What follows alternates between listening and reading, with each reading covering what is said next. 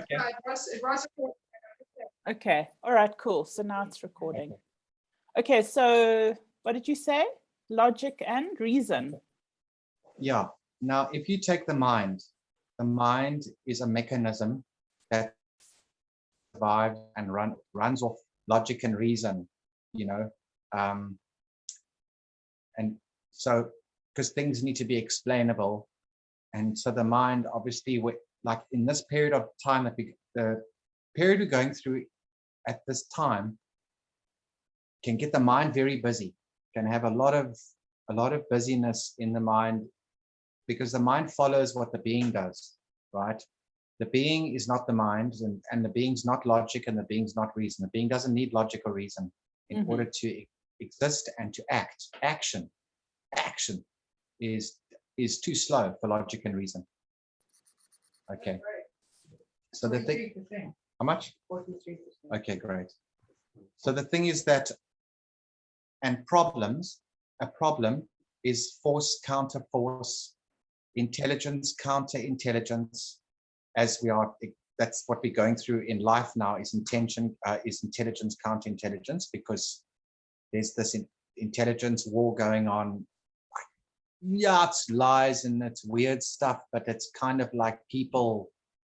So you've got everything going up against everything else.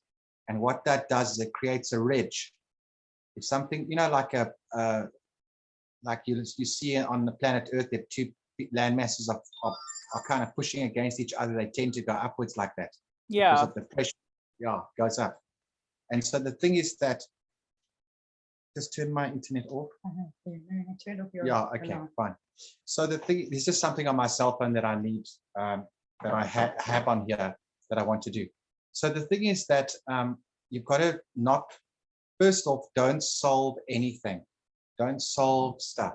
The more you try and solve a problem, the problem's over here, the more you try and solve it, the more you try and solve it, the more it literally changes location. A problem goes closer and closer. You want to solve it, you're trying to solve it, you're thinking about it, you're wondering about it, you're thinking about it, you're wondering about it. Eventually it's the problem, and eventually you just feel so thick with heaviness. And I understand that your ability to be and to function and to live and to feel happy and whatever, and sort of jovial and bounce around. Obviously, problems do have to get sorted out. But what you do is you confront a problem, and if someone is causing you a problem, then it's their cause. You see, you didn't want a problem, you didn't create one, but maybe somebody else created it, and you think it's your own. You've got an intention, and this person's intention's over here, and it counters your intention in some way. In some way, it kind of pushes up against what you are, and it causes this, it then gets suspended in space. So a problem is an invisible thing, let's just like whatever, that is suspended in space. And you're going to have many problems around you if this is that. So in my life, speaking just for myself now, I'm very aggressive when it comes to problems or chores or anything like that. If like a grasshopper moves, I know about it. It's like, what's that? Because it went ping, something happened there. What was that? You see, I'm very, very alert and very, very, I don't want to use the word careful. I don't have to be careful, but I use my force and I use intelligence, sometimes a lot of force, to fix something very quickly, just like that. Because I get aggressive because I cannot have something taking up my attention. Because the problem is suspended in space. What's the other thing it's got? It's got your attention on top of it. Yeah. Because of course. So part of the matrix of a being is free and flowing attention, where they are able to do things without, they're able, because you like to create. I've seen you put this on and that homework and this thing and that thing, blah, blah, blah.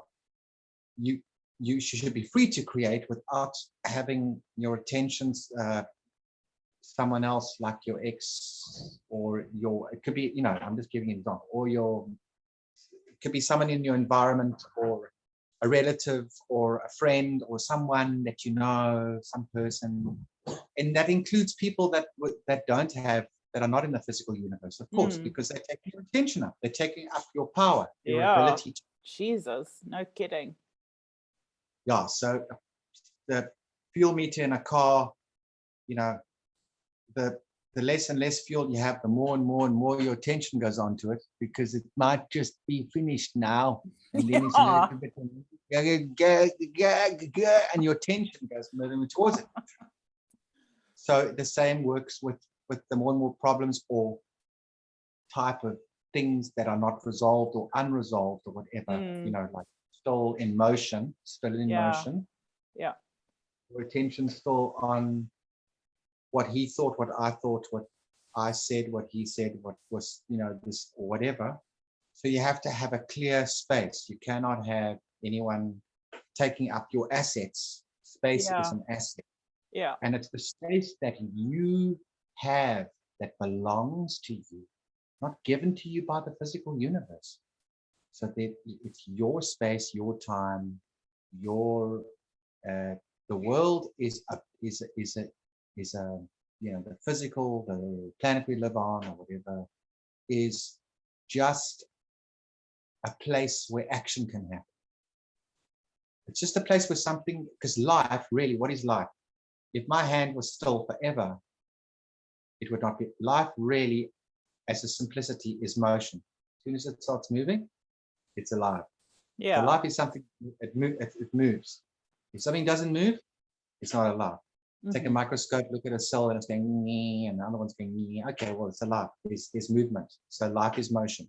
Okay. And a being is also motion, but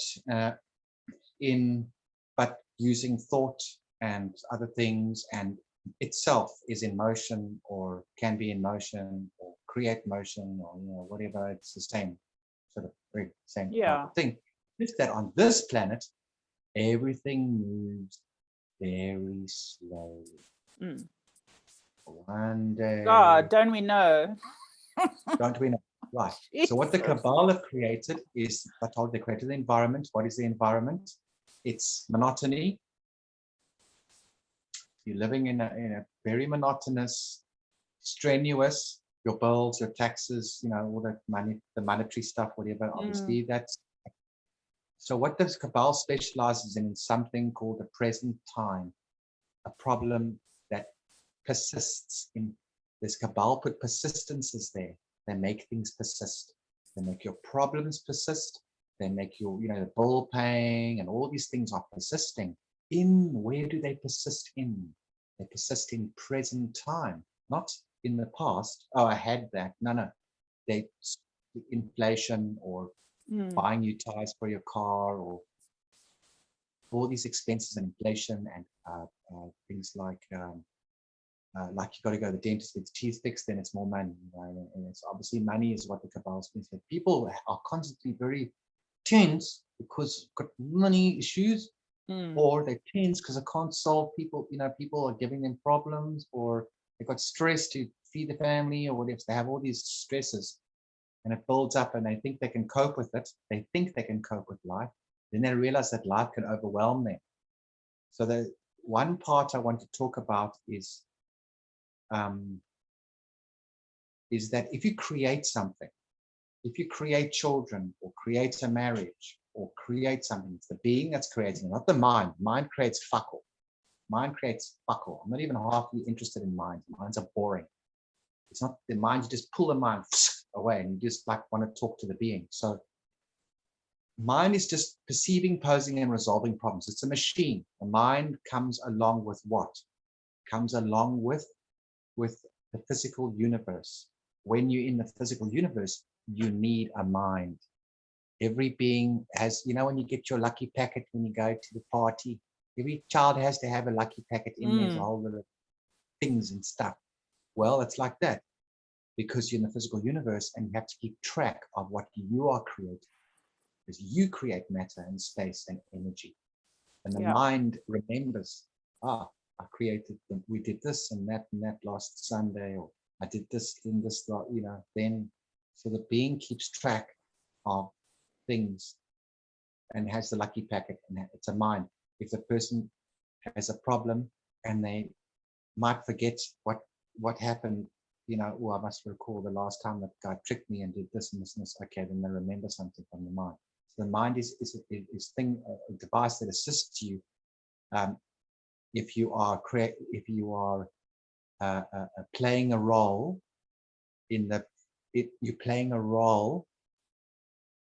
Could be Amanda Gifford. You're playing a role. Sure. You're doing something. You hear.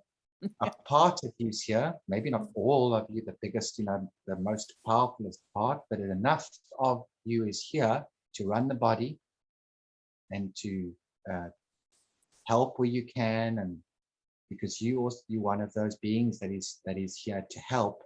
In the end of everything, I was here to help. Some people have 50 kids. Some people have a fleet of sports cars, whatever. They waste their time on having too many things. Being rich. Life does, yeah, earning money, and I'm a millionaire, and I answer this phone call, and writing down, and so this man and the other phones here, and blah, blah, blah. But why? Then you're this old fucked man, boring, who's used leverage over everybody in your whole life, and now you're rich and you're sitting there with nothing. You have nothing because you're just sitting. Oh, well, just sit here and smack my cigar and stare out the window. Now he's old, grey, and tired. He didn't really do anything. He just did that. Yeah. So you are on purpose. You are living. You are doing what it's instinct. Does not come from the mind. Spiritual attribute, instinct, action. Enthusiasm over goals, strong interest. Well, the mind's not strongly interested, you're strongly interested. So if I were to take body away from you, if I was just to say, okay, you put the body on this side of the room and you'd be this side of the room, then you wouldn't have an identity, because a body's really like a identity, here. But it would just be you over here, just you. So when you die, you are just you as you are, without the identity. You don't need an identity. You don't need one. Why do you need anything? A being decides what they are. They decide. You decide. Decisions are made by beings. Decisions are not made by the mind. But they will never, ever, ever, ever, ever, ever, ever find a decision that was ever made by the mind. Never made by the mind. Being decides. He's in control. He's deciding.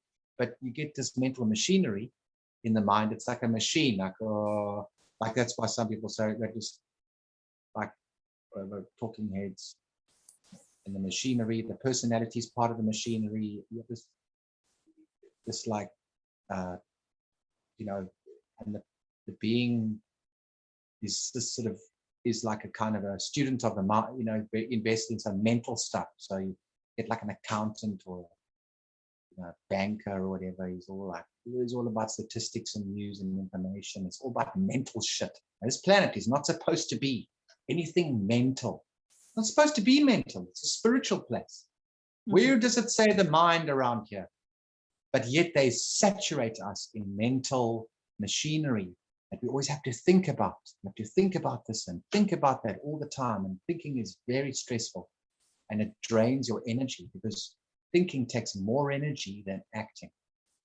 To act is nothing, but to think. I mean, look at a bird; it just sits there and goes and flies off.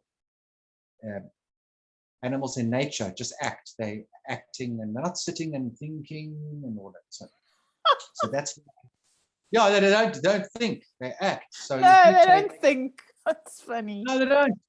They don't really think very much. They just act. And there was something I was going to tell you. Create is, it's okay to create, but if I take your position as a PR, because I see you as a PR person, you love the camera, you're very comfortable, you talk to people, you like to meet them and shake their hand and have a cup of tea and get to know them.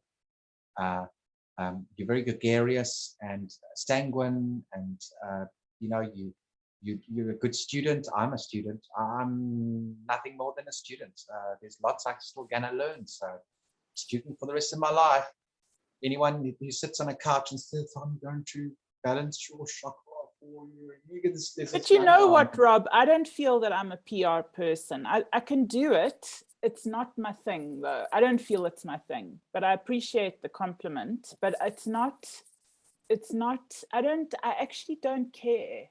What I care about is helping people transform. That is what I care about, and that's what I do. So Okay. I don't care about public relations, really. I mean, amazing that I can do it, because I'm not actually that kind of person. I'm actually I just genuinely love people if that connection is there. Well, I mean, we know that it is a misnomer, because we know that public relations is a Sigmund Freud application. So we know that public relations is actually what is used is actually a full-on bowel mechanism. That's what public relations is. Yeah, it's like I don't want that. No, I don't mean it in that way. Like, exactly what I mean is that you just are naturally there because you are being there and you're communicating. So you're there like you're a person who gets people together, and you get them together and you do your best to help and assist and whatever. But what I wanted to say is that if you are creative, if you are creating, creating effects, you have a lot of affinity for people. So that's why you are always around, maybe being on a camera or being a part of a Zoom or part of some type of project or whatever. Is you must just recognize that you have to be able to still run, like if you ran a team or ran a site or ran an exercise, or you have to be able to run what you create.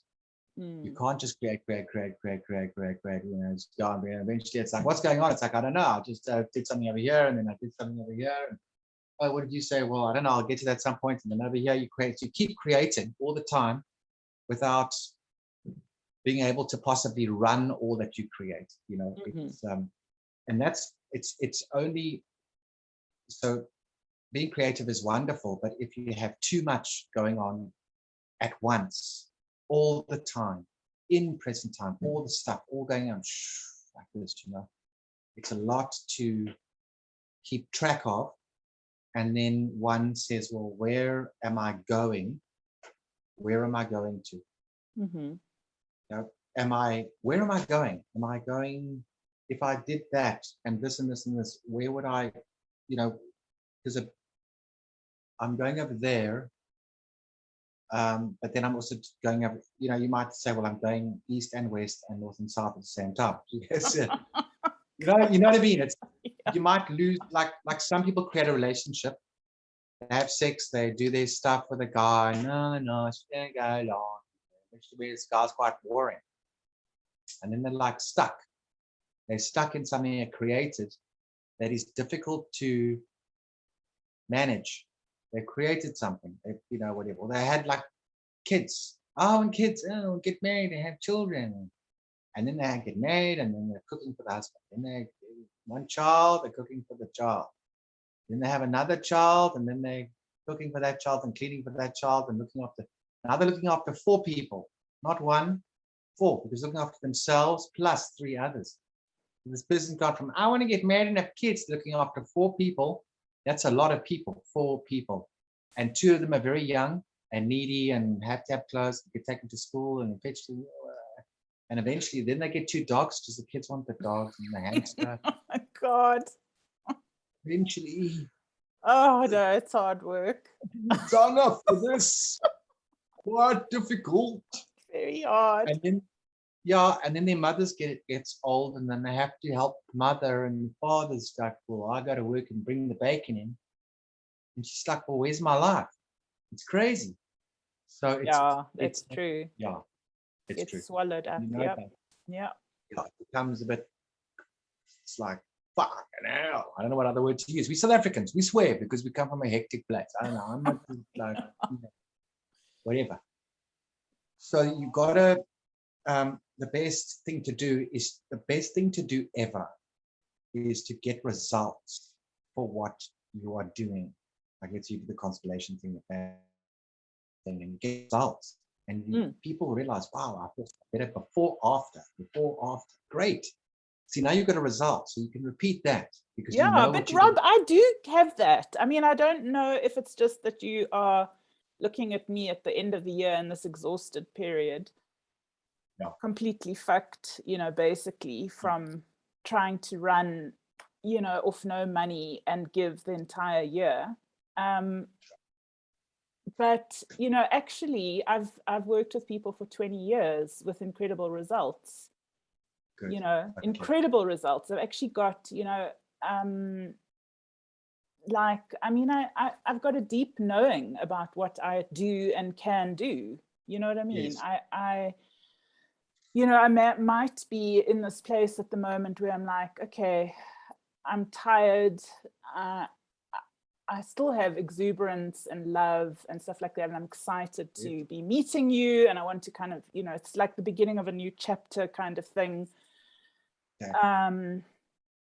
So that's not the problem.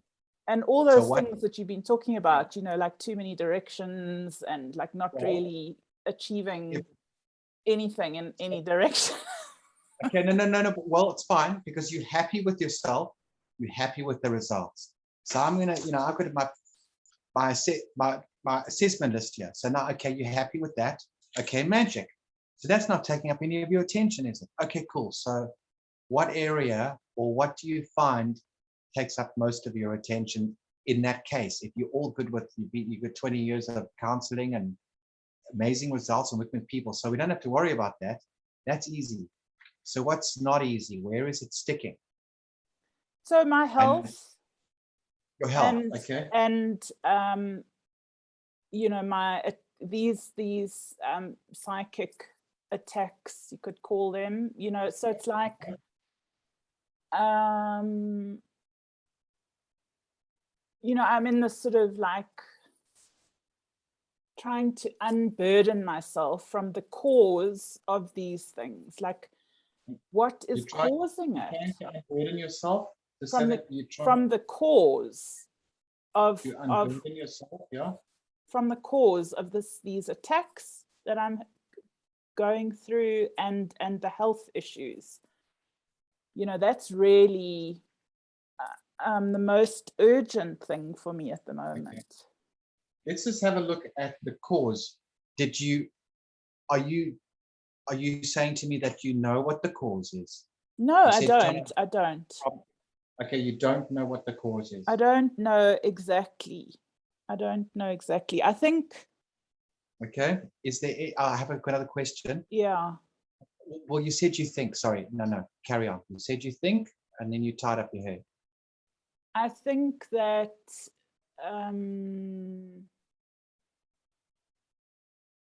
Yeah, it's a bit unclear. Like, why am I creating this? It's a bit of a mystery. Okay. Let me ask a question. Just straight up. Are you ready? Answer as quickly as you can. Who's creating it? Who's creating it? Yeah, the thing. You said the cause of who's creating it. Who's creating it? You or something else? Just who's creating it? No. Okay, you're not sure? No, not You don't sure. know. Okay, all right, that's fine. Now, is there anything between you or as you are in your everyday life, Monday, Tuesday, Wednesday, Friday, anything like whatever, anything that that has any connection between psychic influences or attacks, or just do you feel that you have done something or are doing anything in the present on a daily basis, or anything that you could say that puts you into that position anything that's happening or that you're doing, or anyone that you know, or something that, or someone you're trying to help, or that you try to help them, or like a past sort of any kind of connection between you and that stuff. That's that psychic attack stuff. Any affiliation or association, or but like realistically, not something that's like a maybe. Is there any certainty there, even if it's very small, smallish? I mean, you know, it's like the obvious stuff. It's like, well,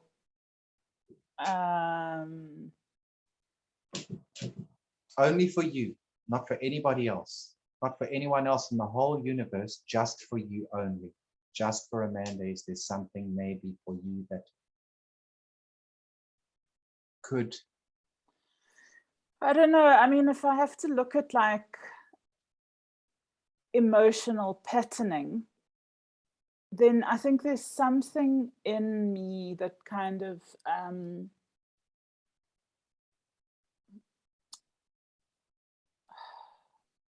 attracts it somehow, like brings it in, you know. You know, that in order inflow, to resolve it or something, there's like it's a wounding, yeah, like a post traumatic, I don't know, it's like maybe, you know, it's a wounding from maybe a long time ago. I mean, I've done so many different sessions on this, trying to get to the bottom of it. Like some sessions I've got to, like, it's like I've carried this wound around my power. Yes. Having sort of, in a way, given up on it. And therefore I become like, I feel victimized easily. I don't know, or, you know, it's like a whole emotional baggage that I need to like try and get beyond. Okay, now is this you to yourself with these sort of these things that could be? Is it you to yourself, or is it others to others, or is it others to you? So is it coming from others to you, or is it you to yourself? Just what you think of yourself? I think it's different, like different things. Like some of it is me to myself.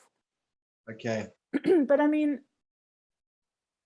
isn't everything ultimately us to ourselves, and then the universe just not.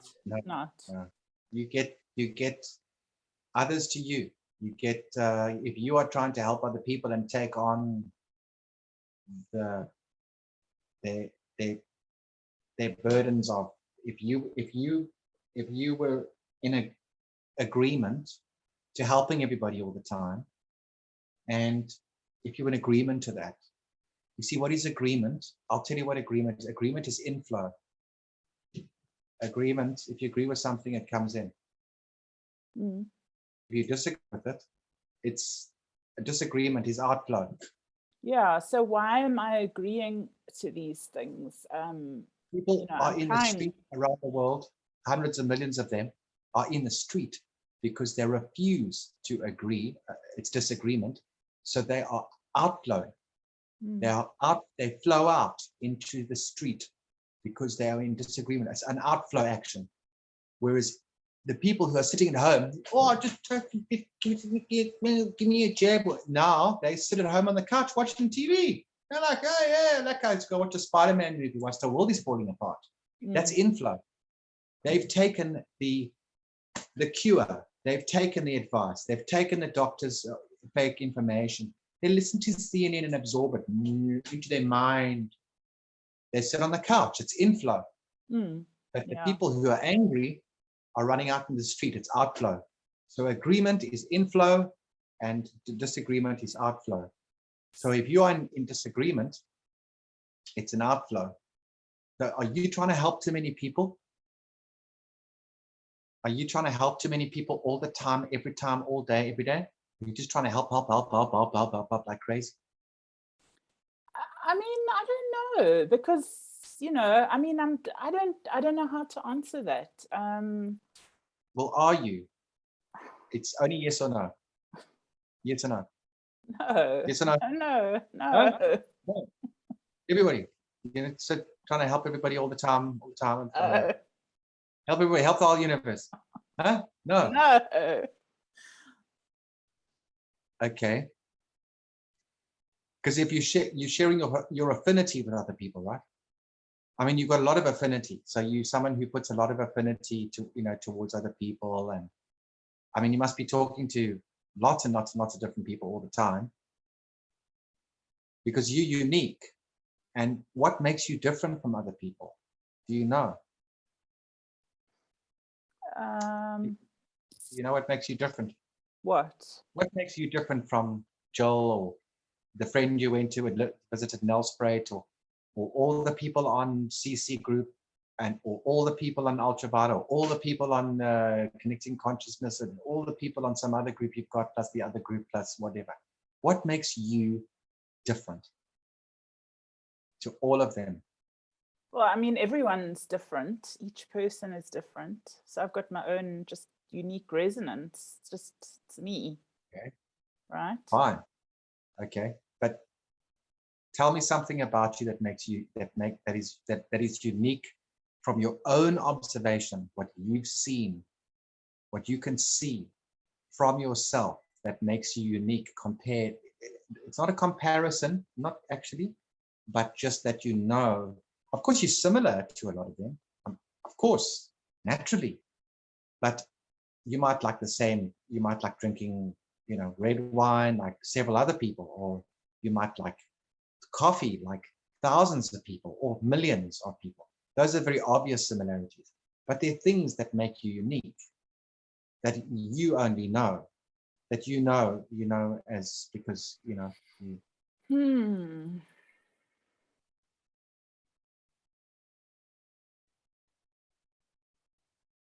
I don't know. I mean, I only think about, I don't know, I don't have words for it, Rob. It's like, I just know that this is me, I haven't got really words for it. No, I just more see the colors and see. Okay. So, it's important to know as much as you can about yourself. You don't have to agree with that. I made a statement. Mm-hmm. It could be important enough to know as much about yourself as I would have to ask you if you agree with that, or if you think it's a good idea or something. To know about myself. Yeah, maybe. No, I mean, that is, I guess that's, one of the important ways that you do, in order to clear my space. It's like, well, this is me and that's not me, right? Yeah. So if in order to know myself, I have to know the boundaries and what is then no longer me. Yes. Yes. So everything about you is unique, Anna. Everything about you there's so much uniqueness because the world makes us like a cookie cutter, like they say in America. All the same. It's like the column, just say all the same shit works on the same people. They buy the same products, they human behavior. Well, if you go into human behavior, of course we're all the same. Because human behavior is generic. I mean, you don't have to be a fucking rocket scientist to figure out how to make a guy have a knee-jerk reaction. But that's stimulus response. That's stimulus response. Human behavior is stimulus response. In the cabal world, it's like, yeah, everybody's the same. All they're like rats. That's why we can test stuff on mice and then give it to you. We're treating you like a rat in a maze. Type of, they're all the same. No. You see, okay. So the thing is that the thoughts that you have, the subtleties and even the goals that you have, or the way that you would like something to be like, if you want, you like this color, or you like that's, or so then suddenly there's this whole universe of uniqueness where you know what's you and what's not you, because you get very familiar. I love this. You know, when you have a tuning fork and you go like this, ping, and it goes, that sound, and then you love that tone, but you don't like this tone. That's all about you. It's all got to do with how you, of the unique parts of you. So, like for example, you like I'm I'm not actually a counselor. That's one of the things. I'm not actually a counselor. I'm actually I actually help people to create reality for themselves. That's magic. What I do. Yeah. Magic. Amazing. That's amazing, because people use reality all the time. So Yeah. it's actually doing an incredible job. Because it's like, I don't have any reality left. I'm like very short. And you come along, okay, I don't know how, so okay. So give me an example, or just the basics of how you, of how that is done by you, not how it's done the correct way. You know, there's no correct chat. Just it's how do you do really that? simple. I mean, it's basically helping people to create the imprint of what it is that they're looking for and to move into it. So it's like, you know, teaching people to how to imprint a resonance into their field so that they are resonating as that. And now, so, yeah. Resonance, just explain it to me. Just explain resonance. Like, explain to me what that really is. So in family constellations, you have this knowing field, or the morphogenetic field, which is basically a frequency level with information in it. And so, you know, people are vibrating at a particular frequency with particular information, and they're creating a field effect. And so if they want to shift that, they have to shift what's in the field, what's coded, what the information is that they are outputting. And so, you know, basically help people to like, okay, this is where I'm at,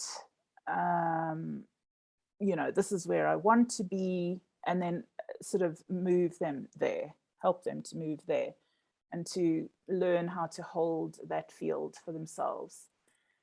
And so, yeah, I'm like a transformer.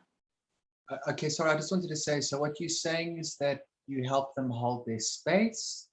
Yeah, hold a space, a new reality. How are they wanting to create their reality? So, you know, how to, it's basically working with a shifting focus, but just understanding how to do that. So it's, you know, it's a skill. It's like, and there's many different ways to do that. It can be draw a picture. Where are you at the moment? So you externalize your reality. Then draw another picture of where you'd like to be. So let's start to embody that. Let's see how you can start to become that. How can you embody the outcome? It's like, in a way, I mean, it's like teaching people to travel out of their bodies. You start to picture being out of your body. You picture walking to the kitchen, but your body's still on the bed. You know, it's like helping people to use their focus to embody a reality that they wish to become or wish to experience. Right? Okay. So, yeah. So are you, okay, so then you would be dealing with the thought. You would say, okay, what thought is created first? Because thought is boss. So what thought is created first, because whatever follows thought ends up becoming some kind of reality, like in, or very quick or slow or whatever. So the thought is the beginning part. Thought creates, thought is intention, whatever. And then reality is here. So you're saying that, is it maybe the very beginnings before reality is created, or because it's very difficult to change something whilst it's being put there. So do you have somebody that helps? Sorry? Do you have someone that helps you with what you help others with? Do you get that same help that the resonance thing or whatever this thing you're doing, do you get it from someone else that helps you, or do you not, or is it not something you haven't got a person that does that for you? I mean, I've been getting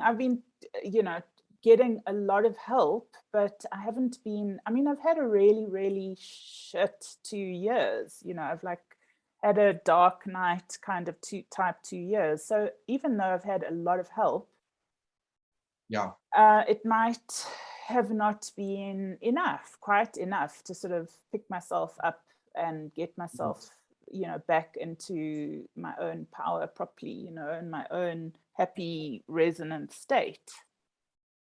Okay. Can I ask you a question? Yeah. When were you last doing well? Sorry? When were you last doing well? I was quite happy for quite a long time. And then, and into my relationship, and then it just started to sort of fall apart. So I'd say I've probably been miserable, you could say, although the relationship, maybe 4 years, not so happy. Okay, 4 years, not so happy. Okay. Yeah. So you were happy. You say you were happy before it. I don't know how long the relationship was, but was it before? It was 7 years. Yeah. 7 Very, years. very happy before that, in a good space. But it's like it's just life is not always all happy or one thing. No, we know that. But I mean, but okay. So 7 years was the length of the relationship. Yeah. Yeah, that's correct. That's what I got. That's interesting.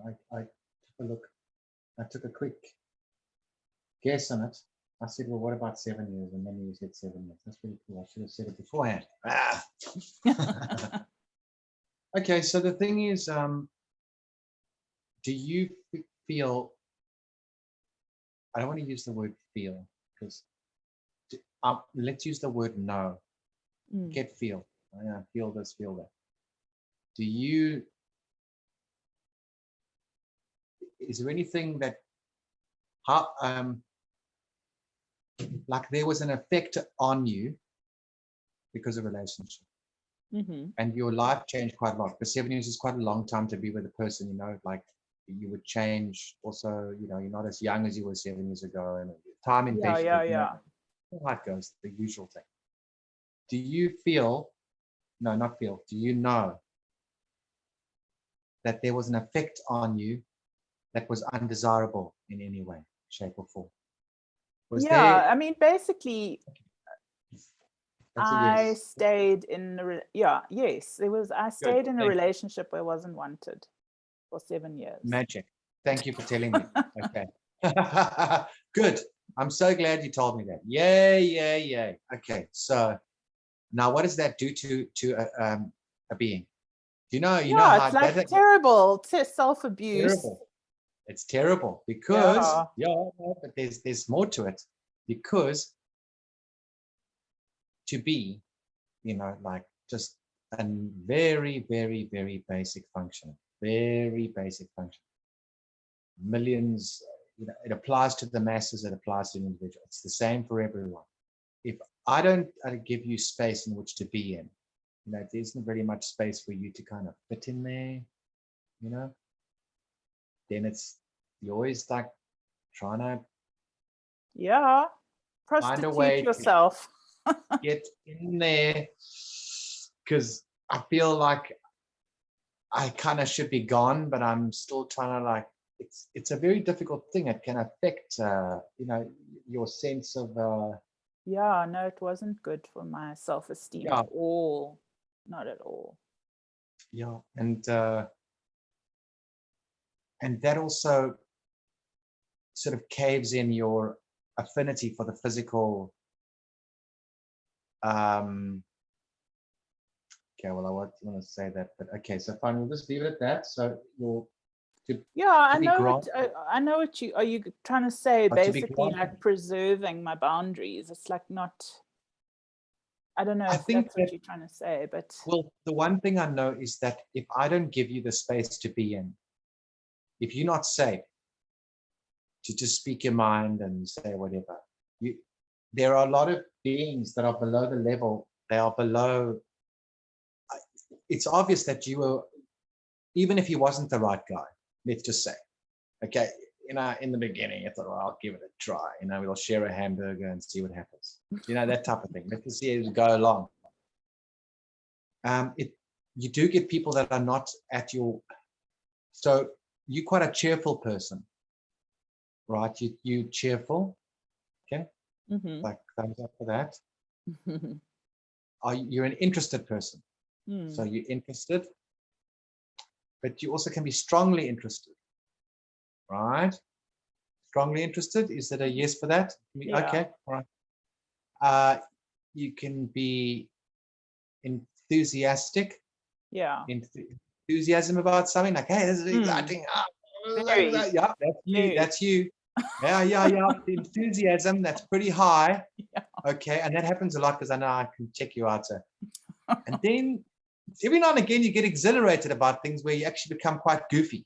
Okay. Yeah. And list out. I know life's tough, and I know it's not easy, and there's a lot of, what I mean, we do have that. So I'm acknowledging that. I know, like, you can't be enthusiastic Monday, Tuesday, Wednesday, Thursday, Friday, but you as yourself, uncompromised with, or unchanged, or maybe you sort of this compromise thing. Compromise relationship requires compromise. Yeah. No, it doesn't require compromise. It doesn't, because you actually, then how far does compromise go? There's no end to it. You compromise yourself into the fucking grave. Yeah, eventually. I almost did. Wow. I almost did. Yeah, exactly. Almost did. The thing here is that, I was going to just, yes. So now what I'm saying, now we're going to do another assessment. So your general way of being is strong interest and above enthusiasm. I mean, you basically are an enthusiastic person. Yeah, I am. Exhilaration is pretty high. It's not like you're exhilarated all the time, but you are a person who's okay. So now you're sitting at enthusiasm, right? Enthusiasm, which requires no reason or logic. Absolutely fuck all. You do things because you can do them. And then you do, and then later on you say to yourself, if I say to you, Amanda, why did you do that? And you say, I don't know why, because I felt like it. Yeah, it makes me happy. Yeah, exactly. It just makes you happy. So happy. You did it because you felt like it. Yeah. Okay. Now you take the other guy, okay, and you say, right, now, the other guy, was that, I mean, we're talking about the general, not like, he was cheerful at times, like, but then plunk, goes back down to conservatism, conservative, quite sort of a little bit more serious than what, the advertising was over here, but he was kind of more like over here. Well, he had a desire to be with more than one woman all the time. So I was kind of up against that kind of thing, which just is not me. It's just not me. I'm just a one-on-one person. Okay. So, I think that my need to be deeply entwined with someone, like a real kind of one-on-one type thing, it dampened his mood. It dampened the mood. It dampened the mood because I wanted just him and he wanted many. So you should have said, well, bring them home. We'll share them. Yeah, well, that's how we started, actually. We started like that, sharing. Thinking, okay, let's share because sharing is caring and it's lovely for everyone. Yeah, I mean, imagine if he went to a restaurant and had I don't know what he likes to eat, but like steak and chips or something. And then you're at home and you're eating, crackers and cream cheese or something. And he's like, I just came back from the restaurant and had steak and eggs and chips and gravy. And you're like, but I don't get any of that stuff. Where's the good stuff for me? Where's the incitement and the carnival of whatever, of happy, like cool ideas? You don't get part of that. So the guy's not really sharing. First of all, it might sound silly, but it's not sharing. So it's selfish. It's selfish, right? So, and this relationship, regardless of what, it's suppressive. The guy, Yeah. like, But suppress- I chose to stay. I should never have done that. It was like seeking rejection, you know, out of some kind of Well, desperation. no, I think no. Those are your evaluations of yourself. Okay. You're wrong. Oh, You're wrong. okay. Not sense of desperation or what was Okay. the other word? Whatever other things you said. No.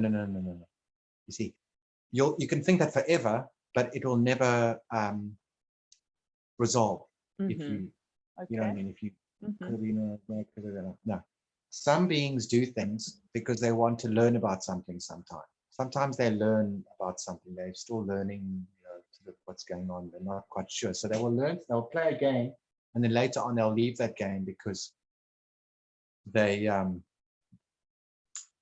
they sort of tried it. They tried to play hockey. It kind of worked for a while. It was going quite well at some point, and then it got more and more aggressive and more and more aggressive and more aggressive. And eventually, I can't take this anymore. This is like hectic. I'm gonna die here. And then eventually they'd like go now and they'd like get Kill up. each other. No, Oh, basically. no, Yeah, I mean, seriously. yeah, I mean, really. exactly. How hard is a hockey ball, and how fast does a hockey ball travel? When I clap that ball with that hockey stick across that field, you know how fast it goes. It goes faster than a fucking cricket ball. It's like the same speed as a cricket ball when you whack that thing. Wow, like this. I mean, it's very dangerous. It hits you in your shin or in your face or in your stomach or some place like that. Yeah. Or flip and bounces off your hip bone or something. Can you imagine the kind of damage? So you I think think I did damage to myself? Is that what you're saying? Did damage to myself? No, what I'm saying is that sometimes you're in a game where you can get damaged, yes. Yeah. But you realize, like, okay, hold on, this is not working. Okay, I have to get up. No, you're right. I mean, my mother's been trying to point this out to me for a long time. She hates the guy. She's like, you nearly killed yourself. Yeah. So that's very, very key because you so let me just give me a moment here. So that's all fine. Now this person's sitting at just give me a moment. Just give me a moment.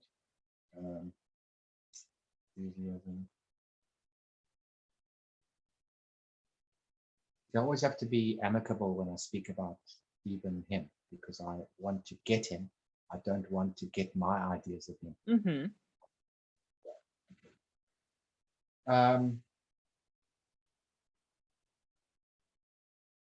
Okay.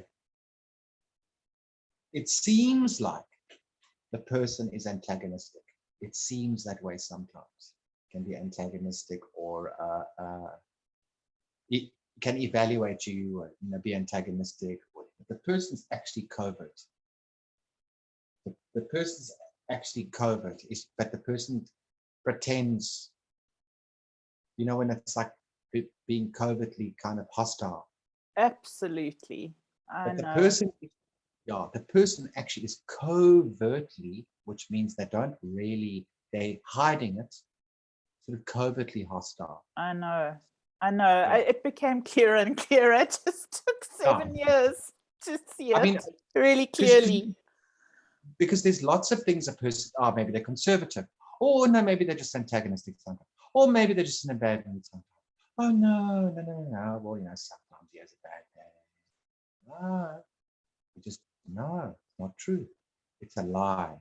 The truth is that if a person is covertly hostile, it's inevitably going to come out. So you were with a viper in the end because you were trying more and more, extending yourself out, trying to you cannot solve a problem like that because a covertly hostile person will twist the truth to suit themselves. Absolutely, absolutely psychopathic. I did not know that this is what game I was playing. But so the thing is that would be my mirror.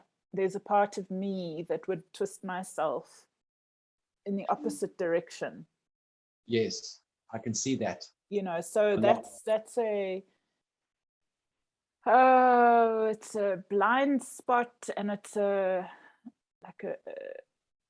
naivety. It's something that I have to be careful of. I'm really quite concerned about myself with connecting consciousness along the same lines, actually. Yeah. You know, that there's a part of me that is so unstructured within myself that I end up going with these narcissists, you know? Yes, well, it's not that you actually, there's a lot of narcissistic people on the planet. They specialize in not being found out. That's what they specialize in. They specialize in not being found out. They go, oh, it's just my personality or something. No, they're down there. They're very low down. But the thing is that they also pick people that are very high up here. So the person's all full of energy and excited and everything, and they look all beautiful with their hair blow dried and everything, and they, you know, they're zipping around. It's like the businessman that picks up the girl in roller skates. You see what I'm saying? The businessman who picks up, oh, he's got the money, and oh yeah, well, you know, I just work hard. It's not really about the money. You know, I love you, the girl in the roller skates with the sparkly, you know, lipstick and the sparkly nails, and she's got, you have the sound of the Bee Gees playing around you, and you're roller skating, and you look all exciting. Wow! And so that guy's attracted to that. Why is he attracted to something like that? Because it's got energy. It's got energy. It's got what he's looking for to survive. He's going to sponge. He's going to have that energy. You see, so he'll do everything to capture. It's like Zuma with the fucking government. He captured every fucking department of every fuck. Why did he capture it? Because it's energy. So a covertly hostile person is always going to go after something that's free and amazing and does things because she can and all that. They're like, wow, this person's like all, you know, and that's what attracts them. Yeah, sure, they might, you know, sort of, you know, basically like be sexual for you with a while, whatever. After a while, and they got used to everything, get bored, and maybe start creating other things and introducing other things. But that wasn't, I mean, if he said to you, okay, we've been in a relationship for 3 years and 3.5 years or something like that, 3.5, 3.5, 4, 3.5, 4 years. Then he says, oh, well, I think I'd like to fuck other chicks. And I really think about this and what do you think, Amanda?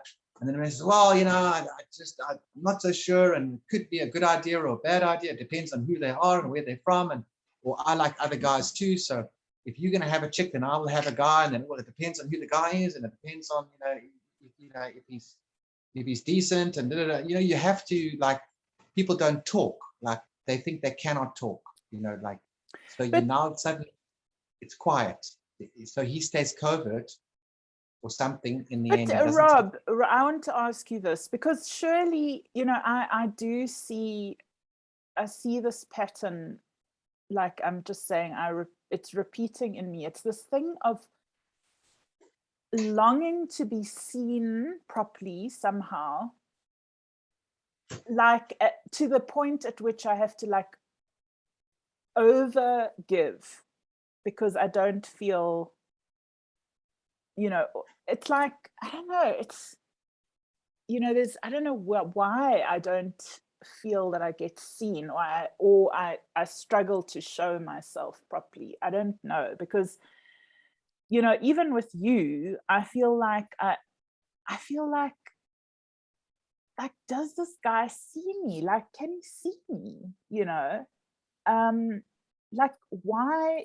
You know, so yes, you can see some aspects of what I'm showing, but there's like, it's almost like there's a part of me that's gone missing or has been lost or doesn't show itself in the way that I want to be seen. Like, I know that I am amazing, that I am an amazing being, and that I have, like, and I have been seen in different ways, you know, that has kind of helped me know who I am, like the extraordinary part of who I am, or the extraordinary parts. And that's kind of helped me gather myself back. But yeah, it's just, there's an emotion there. It's like there's a part of me that just feels so like lost, like having lost a huge piece of myself at the moment. You know, it's just not who I am. I'm just like, I'm just managing, like just coping, you know, and this is not who I am, you know. So yeah, I really want to, you know, I'm kind of get back myself in a way, you know. Okay.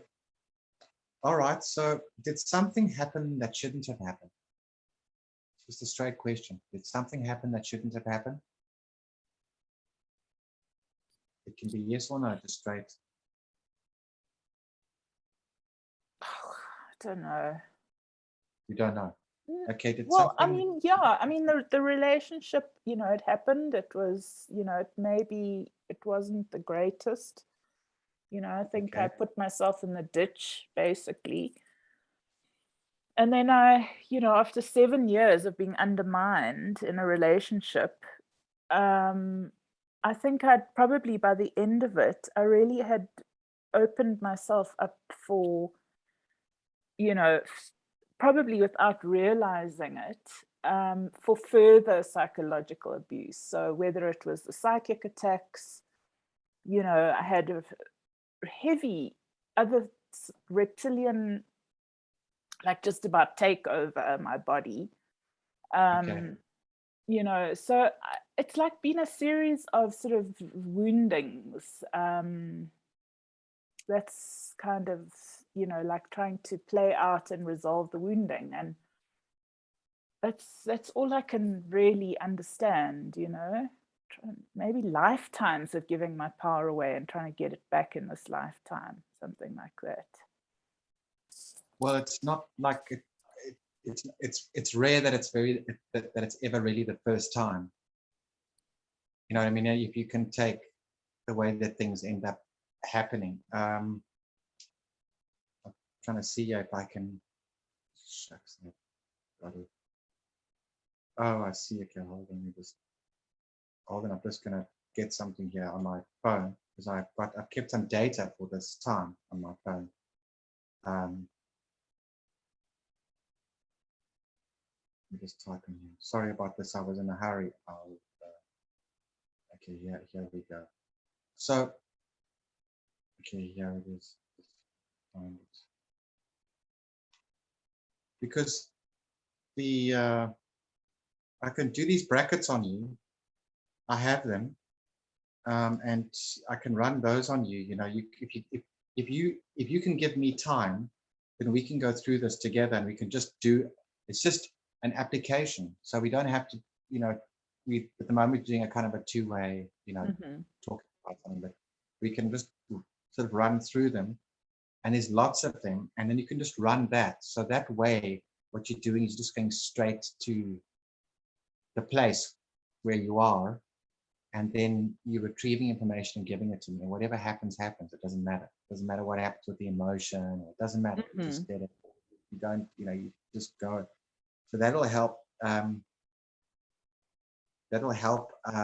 Us to do something without just a two-way communication. There'll be other parts to it. You see, it'll just run, and then I can run that, and that really does help to free up the.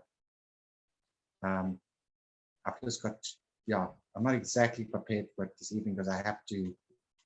We don't have to do it this evening at all. We can do it another time.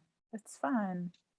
The thing is that if there's a loss of, like a serious loss of beingness for yourself, you know, like what happened? Did I make the wrong judgment? I like sort of pissed my life away or did something.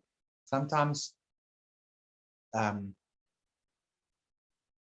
you can feel like somewhere along the line you were responsible for it, but it's not that you weren't really responsible for it. You were just seeing if something could work well. You see, in the very beginning of the relationship, sometimes there's something it's actually false advertising. It's false advertising. Oh, this is, here we go. No, hold on. That's not really him entirely. There's a little bit more to him than this. Then it's like, okay. Then later on, you go, no. He's really not as nice and as kind, it's easy. It becomes a bit more difficult. Not as easy as I thought it would. Yeah, I think I think that's a very true statement, because I think that, I guess that's, one of my masks is like putting a certain, coping mechanisms, putting a certain front on, and then, advertising that. Yeah. Is there anything else you could have done? No, there's nothing else you could have done, Amanda. What else could you have done but put something like a coping mechanism? What do you think coping mechanism is? It's not you, but you have to do something. So every woman on the planet, if they're caught in a situation like you, will do exactly the same thing that you did. It's not, that's very ununique. That is just straightforward, trying to protect oneself against getting hurt. There's something called the hurting game. A woman knows how to drag down a man, and a man knows how to drag down a woman. They know how to do that. Okay. But you didn't play the game. He was playing it. And then on you, but you didn't want to do that. You didn't want to get kind of involved in that, and then you would get angry or upset. Okay, fine. Obviously those things are sure, but that's as a result of like not wanting to get like, so it's introverted.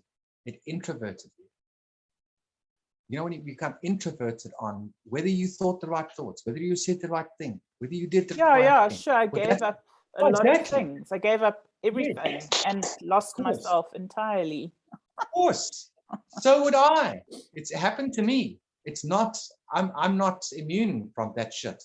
Yeah. I had some chick I was running after that had this big boobs and everything, and a very lovely person I knew from before. So I've dated her before and it went fine. And then I tried another time, not like dating, but was more like kind of just hanging out with her, whatever. And she really humiliated me, by picking up another guy in front of me, basically, when I was at work.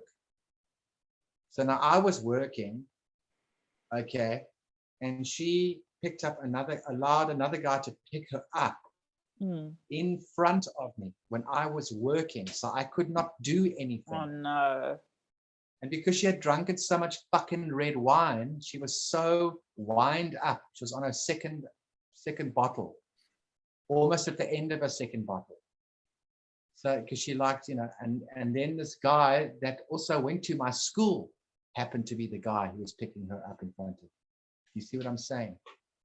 That's very, very bad. Now we had a kind of a, okay, we'll hang out with each other and, kind of a casual sexual thing or whatever, but we didn't. But I said to her, the rule was, I had a rule. I said, if you want to screw somebody else or whatever, whatever, you've got to tell me first so that I know, you know what I mean? Okay, well, okay, fine. You want to go and screw this other guy?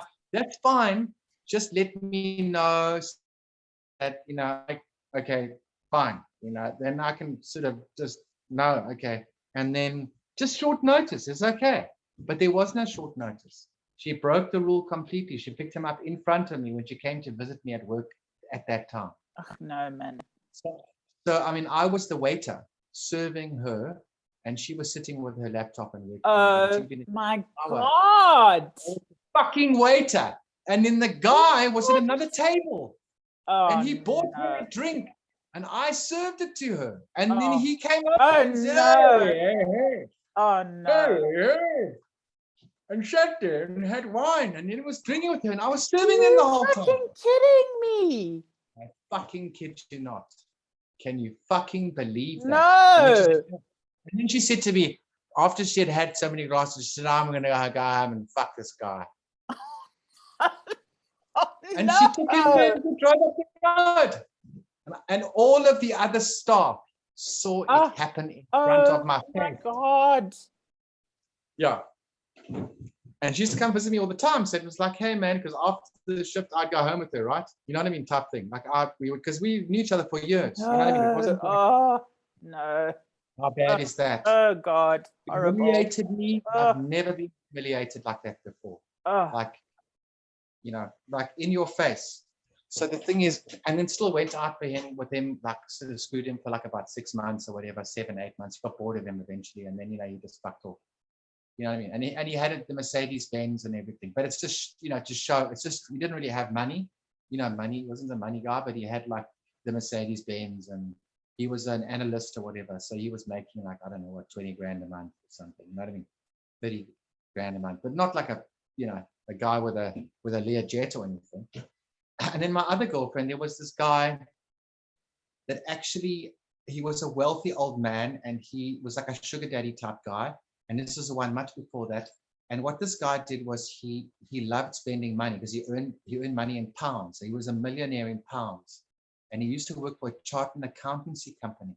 Chartered accountancy. So chartered accountant companies make a fucking big bucks.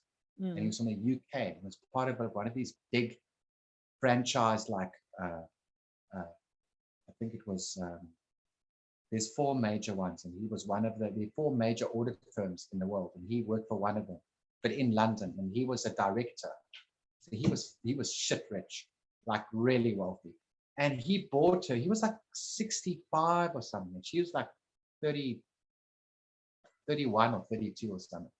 And he just wanted all the attention. He started to buy her a drink or whatever, and he was chatting because it was sort of like a place where he met us when we were on a holiday. So it was just like friends. And then one day he bought her a 70,000 rand ring. No. Like just for fun. A Tanzanite ring that looked like a fucking wedding ring, like a bloody engagement, like sparkly. Oh, no. With prom and 70,000 rand. Oh, a ring.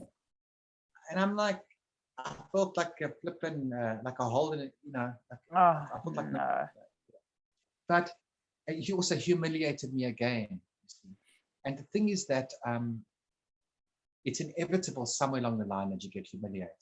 And so, but it's not, and then people steal your energy, okay, and you feel invalidated and trampled on or whatever, and then, where's my sort of, like, I must be really stupid. Then you think that you're stupid. You think, oh, I'm done. I'm really not as bright as I thought I was. I'm not as sharp as I thought I was. Yeah, exactly. I know that you've thought that. I'm actually a little slow. Like these guys are the fast horses. I'm the guy that doesn't quite. Fucking stupid. But I'm not going to tell anyone that. I feel.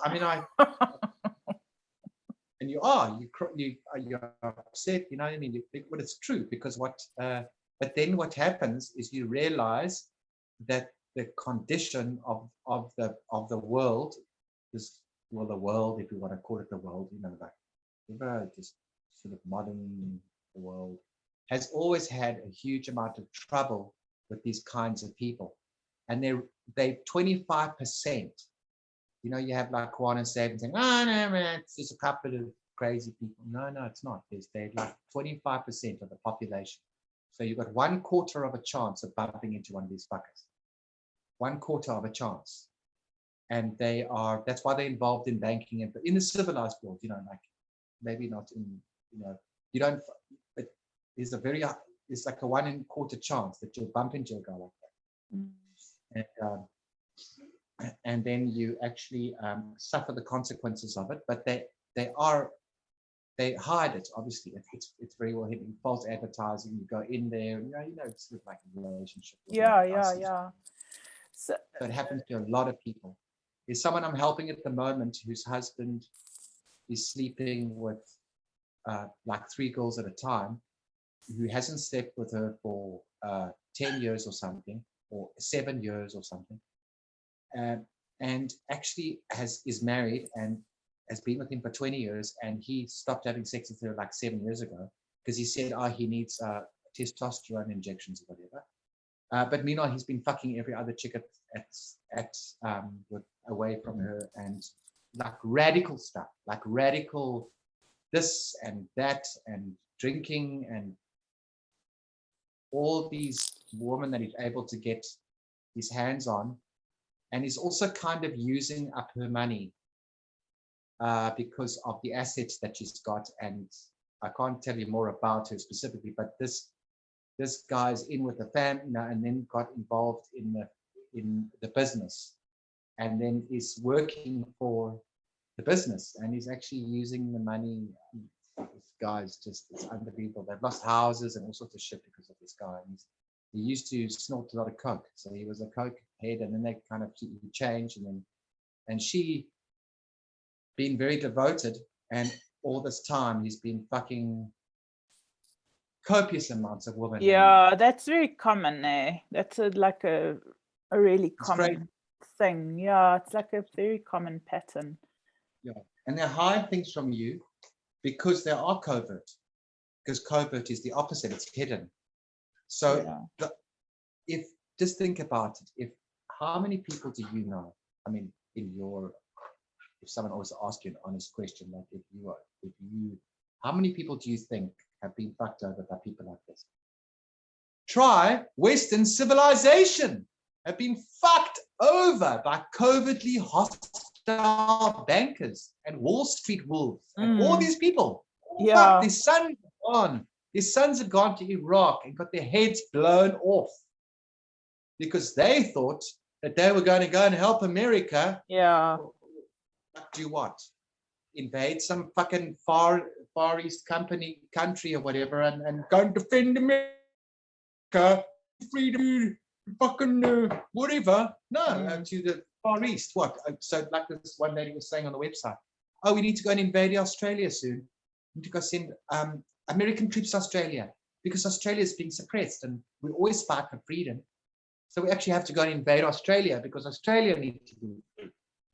That's what she's saying on the site. She was making a joke. She's trying to say, well, don't we fight for freedom of other nations around the world? Don't we carpet bomb them and fly fucking stealth jets? That is how powerful. Look at George Bush. He could do what he wanted. Obama can do what they want in front of everybody. Yeah. That's how powerful motherfuckers are. Yeah. But don't ever feel like you're the only one, or that there's a few other people that you know of. It's a very, very bad situation because nobody. Yeah. But it takes. You see, it takes two to tango. It really does, because as long as you're if you're unconscious and you sign up to it because you basically can't stand up for yourself, you're not enough in your sovereignty, then you sign up for it. And I mean, so which part of myself do I need to completely retrieve? I'm asking myself that with connecting consciousness. I see this abuse like wafting by this way, that way, that way with Simon, like it's just, and this way and it stinks. And I like, why am I still fucking there? What is the attitude that is keeping me there? Is it the same attitude that kept me in a relationship? And am I fucking myself up? No. None of those things. That's none of those things. Because those are all maybes. That's what you call listing. Mm-hmm. Is it this? Is it that? Is it this? Is it this? Is it that? Is it this? It could be this. Maybe I'm with that same attitude. Maybe I didn't know that. Maybe. You're creating this list. And so you're listing because you're trying to find out what the real reason is. Okay. What's the real reason? What was the actual one that's correct? Out of all 50 of these maybes, which one is the right one? I mean, why I'm there with connecting consciousness. Why you did it, something. Oh yeah, why you there, if you want to use it as an expression. Why am I there, or why? How did I put it? Let me just.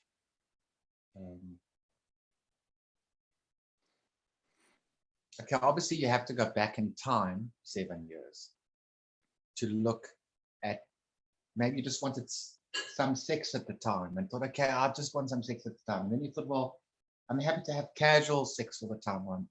Or, it depends at that actual time, you you would then say, well, yeah, I did that, and then, you know, whatever, and then I, you know, oh, well, let's just do that, or let's just do this. But there's so many people who get conned out of money and property and livelihood, and yes, but it's unbelievable. It's unbelievable. It's happened to my cousin. It's happened to Mickey. It's happened to me like twice, 3 times. It's happened to, and I've never taken other people's money. I've never taken their stuff or their money or tried to screw them over. I'm never cheated on somebody. You know, it's just like, you know, like cheated on them and then pretend. Even when I was at school, I used to feel bad. Like, even this one girl, I didn't want to go out with her actually, and there was this other girl that I was interested in. So I actually had to call her to my house to say, listen, we can't go out anymore because I don't feel that there's a future, you know, whatever. She was very cross with me. She was very angry because she was actually a very nice person. I always felt bad about that. I always felt bad, but at least I didn't cheat on her, you know. Yeah. I definitely want to do that. Yeah. So Rob, when you said that I am creating reality out of dross, and a lot of that dross does not belong to me, it's actually other people's psyches or emotions or whatever, that really was like, it struck me. It was like, yes, you know, I know that I tend to absorb stuff of others like a sponge, you know. Yeah, like a sponge. And then I can't actually tell what the fuck is going on because I don't know what's stuff. And so yeah, I guess, how do I, you know, what would be some good practices?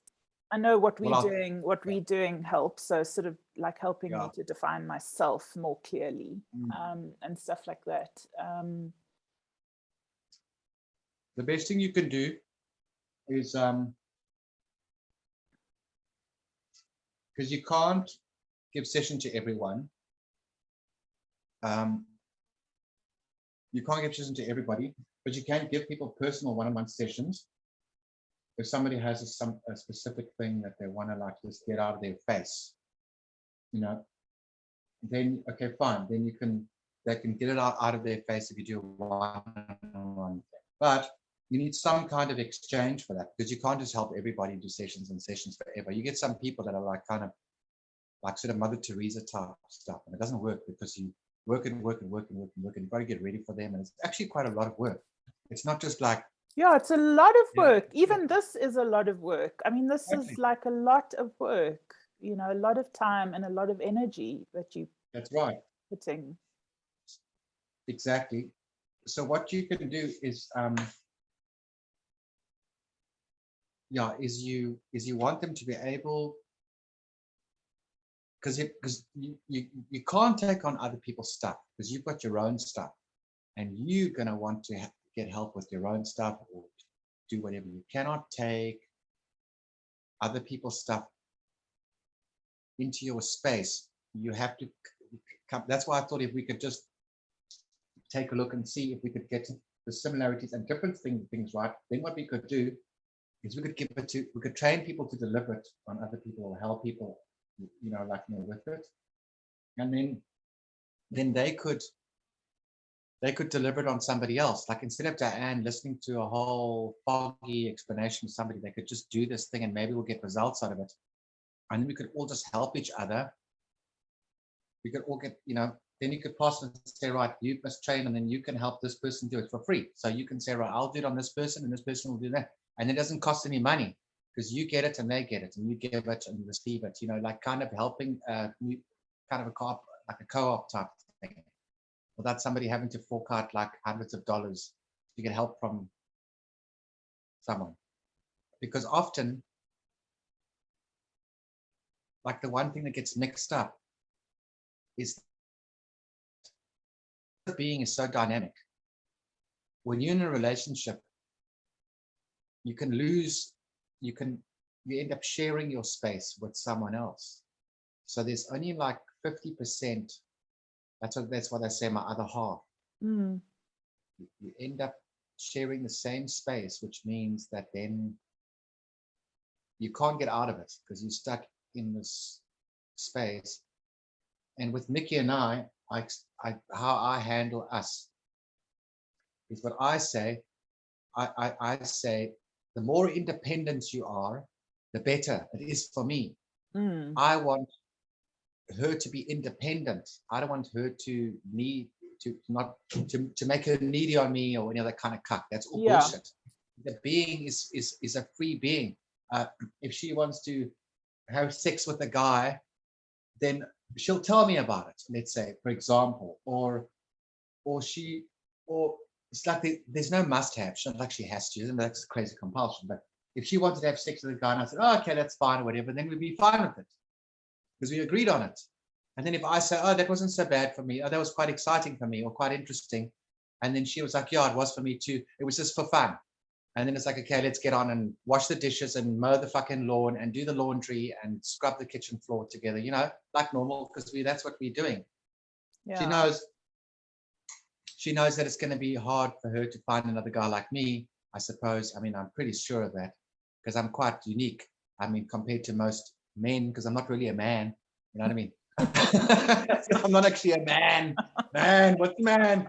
I'm a man. I'm not a man. I'm not a man. I don't do the men thing.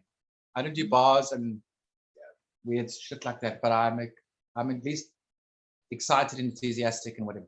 So if she said, well, she wants to sleep with a guy, not sleep with, but let's say like just play with a guy, like play, it doesn't have to be like all the way, like just, not all the way, like the big thing, but just the small stuff. Then she says, well, I'll small stuff with that guy and you can small stuff with this chick over here. And you must be on the couch over there and I must be on this side of the couch over there, not in the other room far away where I can't see you. You have to be on the long couch, you're going to be that side and I'm going to be this side, and then we're just playing with like a toy or whatever. And besides, we were like a toy for them and it's fine. It's hypothetically. Okay, fine. Well, we agree on it then. Then we're happy to give it a try. And if it works, it doesn't work, or God's a balance, or I didn't feel so, or I did or I didn't or whatever. Okay, fine. We just try something. Maybe it doesn't work. Maybe it's more exciting to have sex that way than it is just have sex with the same person for the next 100 years. Maybe that's boring. So it's really open communication, but very open. And if the person can't have it, then don't fucking be with them then. They say, take your fucking and take your conservative shit. And that's if you are that way. Yeah. And fuck off. You shouldn't be here because I'm a creative, aesthetic, artistic, vibey person that likes excitement. And I don't go down chocolate ice cream and waffles every weekend to make me excited. I don't get excitement out of food. I don't gobble up. It doesn't make me excited that we're going to go and eat more and more and more and more. Soft serve ice cream. That's not exciting. That's boring. Oh no. You see what I mean? It's like, and then the same thing. So you kind of get drift that. So what I wanted to show you now is if you take, it's that mirror thing. So let's say you talking to me about something exciting or whatever, and then I listen to you and then I listen to how that's quite interesting or whatever. Okay. Like maybe it's some clever little thing that you're observing that you think is quite a clever idea, or it could be anything like what happened to a person in session, or something or maybe you thought about something and realized that this was the same. Maybe it's like a computation. Could be something you worked out. Like you have like a realization about some information or how it applies to people, like something you wouldn't have known. But that's quite interesting. I never knew that. Then you tell me, and then I go, oh yeah, that's very interesting, or whatever, because I'm very interested, strongly interested and enthusiastic about learning things. So if you come up with some little tidbit that's quite clever, then I want to hear what it is. So I really want to hear it from you, as opposed to you having to kind of try and force feed me. Yeah. No, there has to be like Like Yeah, an you see. affinity, as you say, like a feedback loop, affinity feedback loop. Yeah. Exactly. So what happens then is I get excited and think, wow, that's so clever. And yeah, and I also think about it and say, wow, that's quite exciting. And then what happens is you get your energy back Mm. because you tell me and then I get it. And then I say, oh, yeah, that's exciting. And oh, let's look at that. That's exciting. Like even today, Mickey and I had like a 3-hour conversation about how to simplify what's going on in the world. Because there's a lot of people say, oh, this is what it is, that's what it is. But we were trying to simplify it. And I know what the real source of the trouble is. I know where it's hidden. I know where the real source is coming from. I know the actual source of it. I've always known, this whole lifetime I've known. So I had to find a way to work it out and say what it was or something. And we were discussing it and saying, yes, yes, yes. And then we said, well, look, it's quite simple because it's the mind. The cabal are a kind of a mental, it's all about the mind. So the cabal is all about the mind and wants us to be stuck in our minds all the time, whether it's solving problems or anything like that. And then over here, we've got like the heart or the spirit, which is sort of like enough of the same thing. So we get the heart here and the mind here. And it's the heart and the mind that are at war with each other. We're not actually at war with the mind. Their mind is at war with the heart. They want everybody to be in the mind and throw their intuition and their ESP and their theta and gamma and all of that like lightness of being and creativity and excitement and everything. They want us to throw that away and they want us to be very sort of mental. So it's kind of like the mind versus the heart. The heart gives you this, you feel your way and that's what's valuable. They go, oh no, that's old now. We can't have that. We must force you to be in the mind. So it shows you, because Q is a spiritual movement. It's a spiritual movement, but with military. So it's intelligence and force, and it can fuck you up big time. It can blow the crap out of you and does blow the crap out of people, but it's spiritual. Whereas, it's not a mental thing. It's not just trying to be in the mind. That doesn't Yeah, work. I mean, I've got a slightly different definition of mind. I see mind like as many layers. So you actually have a deeper mind that you access through intuition. Like, so everything has a mind. It's actually the truth of a being is not the mind as in like the intellect type of mind, but the mind as in the sum total of your experience as a being would be, that kind of the mind of the being. So it's a slightly different, it's not like a superficial thing, when I think of mind, it's more like layers of reality. Okay. If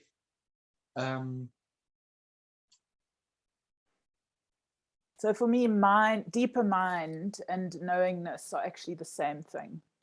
It's just different people have different categories of ways that they use that word, Oh, okay.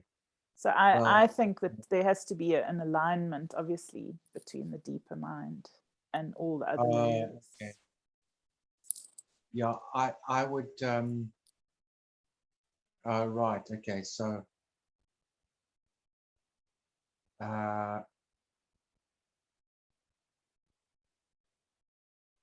So if I was to close my eyes and I said to you, like, sort of get the space of a room, right?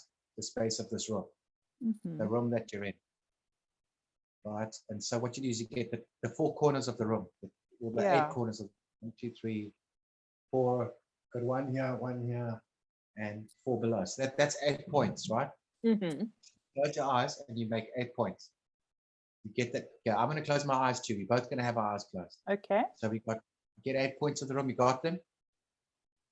Yeah. Okay. Good. You're holding there. Is that quite comfortable? How are there Easy. 8 points in a room? Oh, 2 at the top and 4 at the top and 4 at the bottom. Yeah, okay, 4, sure. yeah, 4 for the top and 4 for the, yeah. So in the end, it's kind of 8 points really. Okay. Okay, so you got that squareness of the room that you're in. Yeah. Okay, good. Now what I need you to do is you need to take that space, and I really need to do like a trick now. So I'm just going to ask, I'm doing the same thing you're doing. Okay, so now I need you to, now, but in actuality, right? I actually need you in the real world, in this real moment right now, I need to expand those points outwards. And what I really want you to do is have the whole planet. I want you to expand that space so that the whole planet is in fact in it. Mm-hmm. All of it. So if you're on the space station and you're looking down that planet, it's a big fucking thing. So I want all of it to fit into that space. It's a very big space. Okay. The moon might just be outside of it. You understand what I mean? Mm-hmm. It's a large piece of space. Now, what I need you to do now is I need you to zoom. I need you to increase that space even further. So it's the whole flippant planet, which is all the continents, all the giant oceans of this world. It's a giant, giant thing. I need you to go further outwards until now the planet's on, I think it's the third spiral of the galaxy. It's on I think it's the fourth spiral, the fourth leg or the third leg of it at the very end of it. Because the galaxy's got these spirals, these very long arms that spiral, and they become tapered off.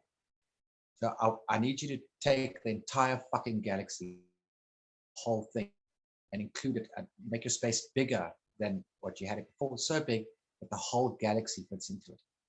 With all the planets, the stars, the moons, the asteroids, the supernova clouds, everything, all of it, the whole lot. That's a very, very, very, very big space.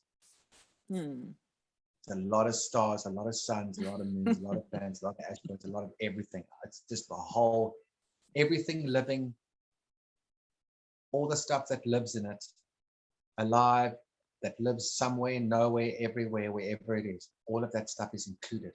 Everything is included, including all the beings that are contributing towards that space. You have to include those people that as well. I want that included. All the beings that are creating effects, that are running or doing things in the space, or have some kind of interest, or are connected to that space in some way, shape, or form.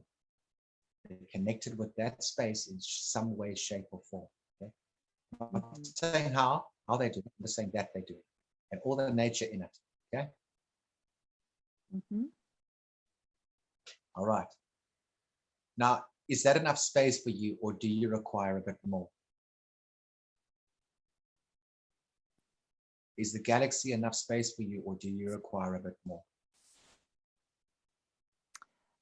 So I require the energy that's not just made up of stuff that already exists. So my requirement for my reality is like the void, like the shores of the void. I always see it like a shore. It's like where the made or created reality laps up against the edge of the uncreated reality. I copy that. I know exactly what you want. Okay, good. So then what I need you to do then is you definitely need a bit more space than that, because that's not enough. A galaxy is just not going to do it. Okay, so let's continue. So then you're just going to have to go for the whole fucking universe. The whole universe with hundreds of trillions of galaxies in it, trillions and trillions of galaxies. You have to just suck it. You make your space so big that it covers the whole of the physical universe. Everything, the whole lot, with all the effects in it, with all the living things in it, anywhere, somewhere, and nowhere. And all of the beings that are contributing in some way to that whole place, the whole thing. So your space has to include all of it. So let me know when you're there. Yeah, but I mean, including the unmade, right? The unmade spaces. Yeah, well, if it's unmade, it's gonna, it's like the underneath, the foundation. Yes, well, we're gonna get to that. So now, now like have yourself appear, because this is enough space now, right? So you're going to do the whole universe. And then, okay, so that whole universe of space is right there. And now, and you have created that space. That's the amount of space that is like adequate. And then now at some point, are you able to view it? Are you able to view? Yeah, I can see it. Good. Okay, so it's quite easy for you. That's great. Yeah. Excellent. I can see that. Yeah. So now that's your viewpoint, right? You can view all of that quite comfortably. It's an enormous area. I don't know what to use. It's so big, but it's comfortable. You can have the fact. It's still comfortable, right? It's such You're a not getting beautiful upset visual. It's like No. like a crater of a volcano is like the edge of existence, you know, with all Yes. inside is like all of creation in there. Yeah. So, and then like, you know, it's easy for me to see how you are, how you are looking at it. I can see that you are there looking at it. And the space that you're in is your own creation. It's what you created for yourself, not for the physical union. That's something else. That's another project. That's something else. But your own space and whatever is all you have your own house in order, your own, because you're looking at it, but it's not. It's like there's some contribution of you there. Okay, so there's you are contributing towards one universe here. The only one I've mentioned so far.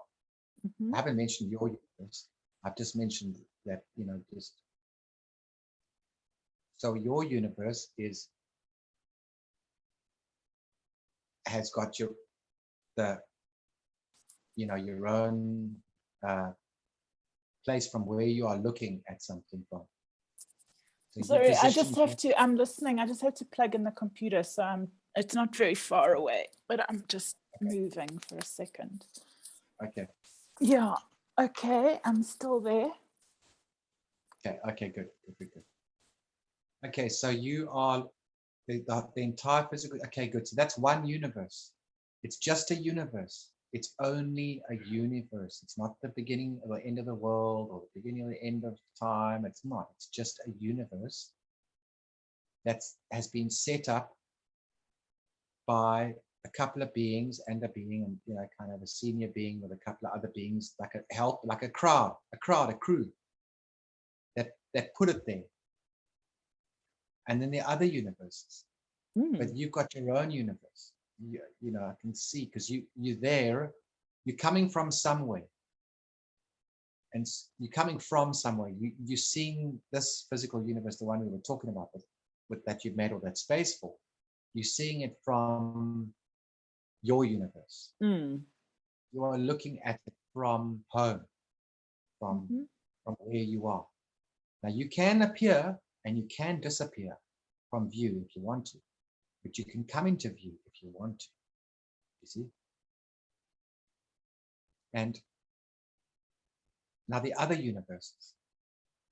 So it's not only your own, there's other beings with other universes, there's other places that are universes that are not necessarily solid at all, not the type of solidity that the physical, that this one universe out of many of them happens to be quite it's very persistent. All you're looking at is persistences. It's something persisting. It'll be there. It's not going away. It's not disappearing. It doesn't disappear and appear into view. Correct? The physical universe doesn't disappear and reappear into view. It's always kind of sitting there. You're asking me. Yeah. So what I feel that I look at is kind of like all of existence is held within the view. So it's like to the shores of, it's like an eternal picture. It's like, in a way, holding reality in a place in one location that's cradled by the edge of you know, like when physical reality ceases and it starts to go into the quantum field and sort of tinier and tinier back to the void kind of thing. So I feel there's also that ocean. Remember you went to that ocean? Yeah. Now that was very exciting to me because that's not in the physical universe. Yeah. No. So there, it's very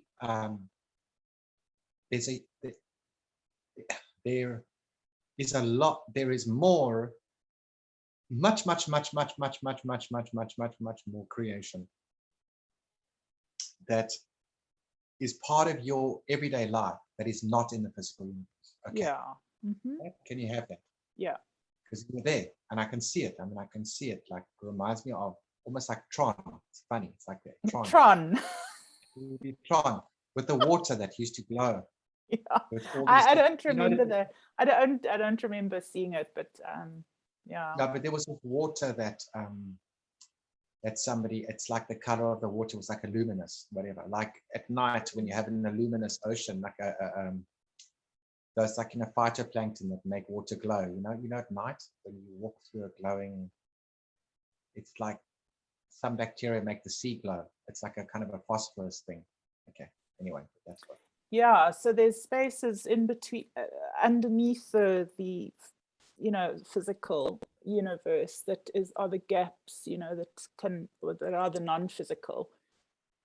Yes, and that's obviously that's the most beautiful place. Obviously, for sure. No, it is, because you see, you still have water, but you can have water that's made by beings. It's not water that's made to persist and never go away.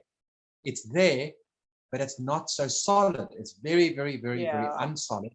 You still feel it. It still feels like water. It still has sensations to it.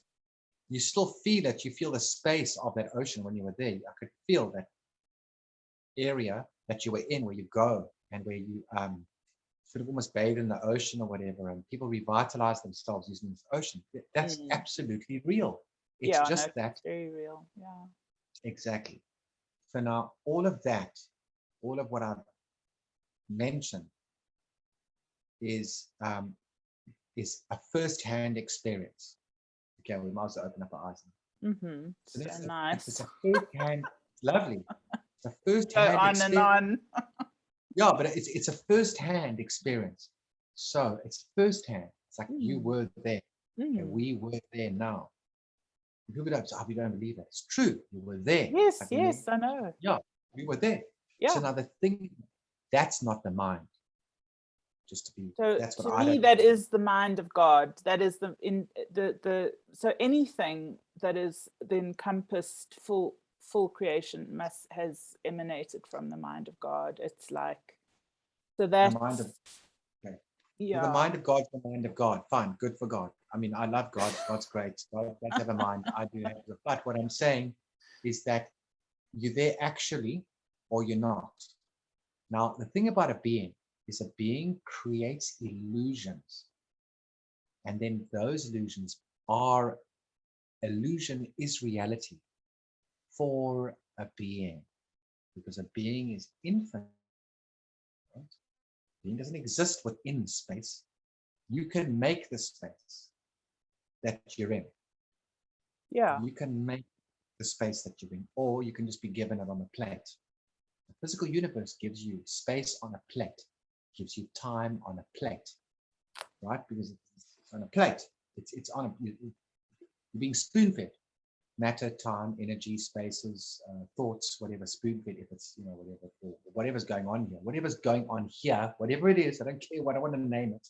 It's just stuff that's spoon-fed. And no one is creating their own version. Yeah. Their version of time, your version of it. I think in terms of hundreds of thousands of years. Do you? Oh no, I think in terms of half an hour periods. Okay, well then you think in terms of half an hour periods. You see? Because so that's it. We call it illusion, but it's not. It is illusion, but illusion is reality. Because what is a house? Is a house, or is it something else? I mean, how do you know what it is? Maybe a house to one person is something else, or whatever you like style. What style do you think is admirable? Like what kind of style of a house do you think is like cool? A style of a house. You would have like propellers on the roof, or Yeah, it has to be like a floating lotus in really? some other. Wow, it's serious. Wow, that's amazing. Really? Now that's reality, because you can actually, of course, it's reality. No, I know. I mean, Rob, I do this. This is my work. Your work. I do this with people. I help them occupy, reality, and help them to understand that they are all of it, actually. So that's the spiritual universe of universes. So what you do, because I mean, you've got your own universe. Your home universe is not Earth. It's not the solar system or the galaxy. No, maybe it's not your galaxy. Maybe it belongs to somebody else. Maybe it's just trash that's left over from someplace. Why should it be like where home is? Little dot, spiral, we're over here. No. Who the fuck is saying that? Who's spoon feeding me that kind of shite? Okay. So is it the whole universe? Oh, well, no. Maybe because the thing is that you're outside the physical universe. You have to be. It's impossible for you to be in the physical universe. It's not possible. Yeah. It's just it's you have to be thick not to understand it. I mean, it literally is, because you're not born. The physical universe didn't born you into existence. It didn't born you. It's only some stuff that's persisting. Like this pen will persist for a long time until eventually just integrates. But the particles that make it and the atoms and stuff floating around will still never end. A tree, a carbon atom in a tree will be a carbon atom in rock.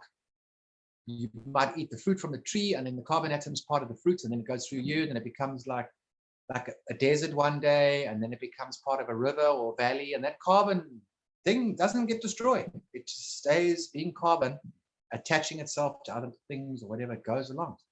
So the universe is like a bunch of atoms doing different things, whatever, solid or whatever, floating around or whatever. Even air is hydrogen molecules. It's not air, it's hydrogen, and it's argon and nitrogen. It's floating around here. Okay, and it's magnetism and whatever. Okay, but it's persisting. Like the sun, it doesn't go away. It's like the sun today, no sun tomorrow. Just gone. Just disappeared. Gone. Beings appear and disappear.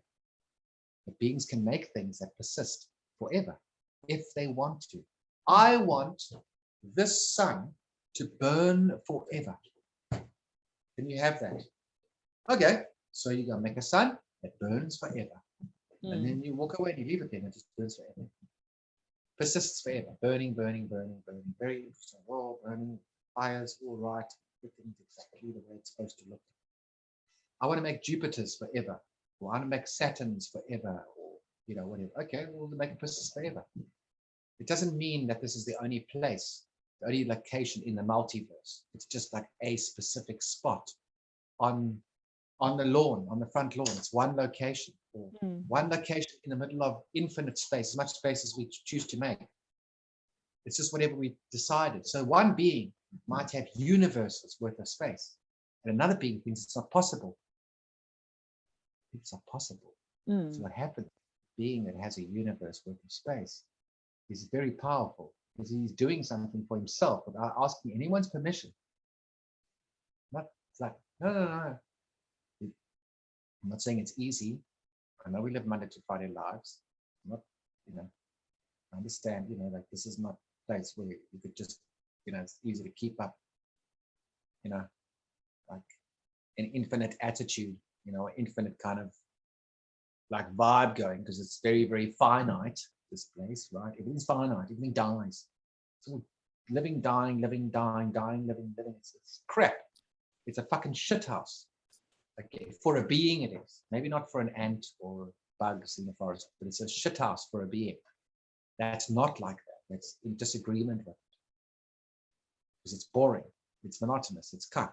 It's cabal land. It's like bullshit. Why would we want to be here anyway? Let's just blow this place up and be done with it. just vaporize the whole place and just go off. You see, so, but we are from another universe, and that's why we struggle, and that's why we can get fucked over by beings whose only way of surviving is using leverage over other beings. So I wrote a little thing on just before I came on here. That's exactly how it's put there. You'll go see there. I wrote it because I was trying to finish it as I got onto the phone. And that's like what happens. It tells it, it's like a page that I wrote there of the machinery of the mind. So the mind only records in this universe with a lucky packet. Why? Because if a being spends a lot of time around, not in it, around the physical universe, because beings appear and disappear, right? Like they do on the movies. They appear and disappear. It's real. So you could be in a spaceship and a being will appear in the room. You say, hello. You'll be like, hi. And you'll appear in the room. No body. You appear in the room and you'll be like, hey, hi. And he's like, hello. And he's actually creates, he puts enough energy there so you can see who he is or what he is. And he can just being saying hi, or he can say he has a job to do or whatever. He could be doing anything. There's lots you could do actually when you take them. Some beings have got doll bodies, so they're like kind of a doll, not a like human or whatever, like sort of blood and guts body. He's got a electrical technology, like android-y type, cool, like looks like a person but not like a human. Feels all the sensations that you feel: touch, smell, taste, perceives all that shit. The only reason why you perceive smell is because the being can perceive it. It's not the body. It's because the being knows. Yes. No, I know. And I know that you're trying to tell me this because maybe I have, I'm not expressing my own sort of being. I'm just showing you the mind. Yeah, the mind is not the being. So the mind records. The mind does a recollection. The mind, like, what does the mind have in it? Because I showed you we did this thing with the universe. So we did that, not the mind. I asked you to do it. I didn't ask your mind to do it. I didn't ask you to think. Think of a universe. Think of some space. Think of the size of this. Or think if there's no thinking. Not think. Think is something that the mind does. You're stuck in the mind, you're stuck in thinking. Okay. The mind doesn't see anything. It sees nothing. It doesn't know anything. It's the being who knows. The mind doesn't say, I know and you don't. No, it can't. How can it know? It's a mind. So the mind has images in it. So now I can say to you, remember the exercise that we did just now? Okay, so now recall when I asked you to do the planet, the universe. I'm just giving you my technique. I'm not saying that you don't know anything. I'm just giving you my viewpoint. It's only my view. It's just Rob Mercury's view only. Just whatever, right or wrong or whatever. So recall the exercise we did. Recall what it felt like, or what was the experiences, or the size of, and then of the whole the space that you have. Which is all of that space, plus maybe some extra, because you've got your own universe too. So you're like, oh well, it's not even all of it. No, I'm just saying. You're like the only space. Like that's all I've got, Yeah. So that's I mean, it's like, what the fuck? Then there's other universes. Now you go and visit Fred in Fred's universe, and you say Fred is he's a jawbreaker. You go visit Fred's universe, you want to see the universe this guy pulls, it'll blow your fucking mind. And that's what's so cool about being a spiritual being, is that you can create anything whenever you want. You don't have to ask God, like permission or something or whatever. Doesn't want. God is the biggest mistake any being could ever do is what is it? That thing is like beg and pray and ask for things that don't actually, exist. yeah, No, no. yeah, it's like, Jesus, are you mad? It's God made you in his likeness or whatever. Yeah, because he contributed towards you. That's why you were made in his likeness, because he contributed towards you, but you contributed towards him. Yeah, of course. You wouldn't have a game. God wouldn't have a game if it wasn't for us, because he needs players, for fuck's sakes. Yeah, of course. People that are playing his game. God's had the toughest game in the universe is the God game. The toughest game there is in this universe at this time. Why? Because it's let's help. And that's very hard. That's really fucking crazy, because you get your ass fried in this universe if you're not careful. You fucking get knocked by a double-decker bus or squashed by some giant machine or something. So you're here in a shithole. Yeah, you're in a shithole and you're trying to like work out how the hell you're going to handle it. And that's a very tough game to play. The players have to be very tough, and they also have to be very effective, because otherwise they won't get anywhere. So the mind only is useful when one is trying to recall something. So the mind keeps track of everything the being does. So the being can refer to the mind to say, oh, what did the guy say to me the other day? I remember. It's the mind working. So the mind works for the yeah, being. the mind is basically the product of thoughts on the brain into reality. So it's like it records the experience of reality, and then that becomes mind. So everything that has ever existed has an existence of mind in it. Yes. Yeah. But there's pre-mind, which is obviously what you're talking about, which is the being. Well, the being is the one that actually does all the living, all the thinking, all the decision making, has all the viewpoints. Mind has no viewpoint at the time. Mind can't see anything. Being looks at the mind and says, okay, think of an apple. Can you see an apple? Okay, well, it's in your mind, because I asked you to think of an apple. So you put the apple in your mind, and then you create this picture of an apple, right? So now look at the apple. Okay, what color is it? Red. Who's looking at it? Okay, you are. Someone has to see it in the end. It's like, who's going to see it? What? Your mind's going to see itself? What a lot of cock. What, there's some little man inside there that's in a machine that's like looking through some fucking lens or something, or some weird picture. It's about you. Your mind is about you. It's in your space. That's why it's so easy to read a person's mind, because the images are hanging, are dangling around them. It's in that space. It's actually persisting. So the imagery, the being is so powerful that he has this imagery around him, and you can see it. So because the being is a being of illusion, because at the end of the day, all we ever do is create illusions. Really, when you think, what is reality actually? You get an argument about it. But it's illusion. It's fucking illusion. There is nothing that, yes, a volcano that will explode on an island it's reality, but it is reality, but it's reality that is persisting. But if you were to die, okay, at some stage you're going to die. Okay, so now you're dead. So now Are you in reality now? Well, you're in a different reality. Well, you're around the physical universe, but you're still around the physical universe. Okay. Yeah, but you're in a different, you could say you're in a different state. Mind also. A different state. Your state has changed. But it's also mind. You're also in another mind, I mean, I don't believe that this is just my model. It's just different to yours. I think that mind exists on the many bodies that we have. So when you out of this physical body, you're actually in another body, like you're in an infrared body or a light body or a one of the other bodies, and those have a specific frequency and a specific mind, because it's not the first time you've occupied them. You've already occupied them, had experiences in them. They have a mind also, a different mind. Yes. Well, Jean talks about that.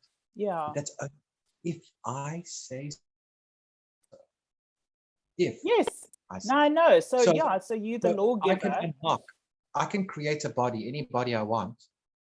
If I want to create an energetic body, right? It's a body like head, toes, fingers, eyeballs, whatever, nostrils, whatever. I want to be some hot chick. No, I want to be some hot chick with flowing cosmic hair. Cosmic, beautiful hair. No, full on. It sounds ridiculous. Yeah. No, I know. It's not then I will ridiculous. be that. A hot, sexy chick with big boobs and whatever. Let's say Yeah. like, right, let's say I want to look like that. Then Yeah. that is what I look like, because that to me, that's like cool. That's what I think is cool. Then Yeah. I will look Yeah. that.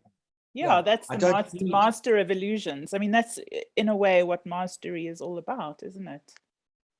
Yeah. It's like is. mastering the mind. The mind can appear in infinite forms. Well, a being can create infinitely. Yeah. I mean, he's not, because God gave us free will. Okay, so free will's free will. If you got free will, go ahead and create what you want. But if you create something where there's a fuck up and people get into trouble, then I'm going to have to recruit a whole lot of fucking people to come help those fuckers, because it's, you know what I mean? And that's what's happening here. I know. We're not, this is a place where there's almost no illusion. But I can show you illusions. You know, you look at what, you know, when, let's say, some famous artist gets onto stage, he's absolutely brilliant and just blows people's minds away. It's like, what is that? Is that reality or is that illusion? That's illusion. But it's so fucking powerful that people are in tears because it's so beautiful. Okay, what is that? Is that reality? Is that some kind of psychiatric effect? No, it's not.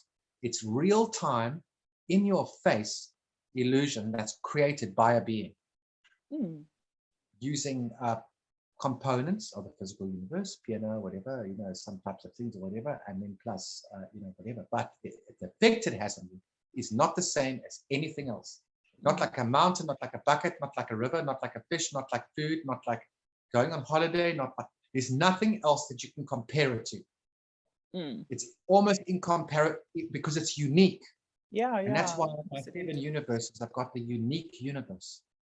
So your awareness of after you die, because you're talking about death now, and bodies and whatever, and green, yellow, red, blue, orange, whatever.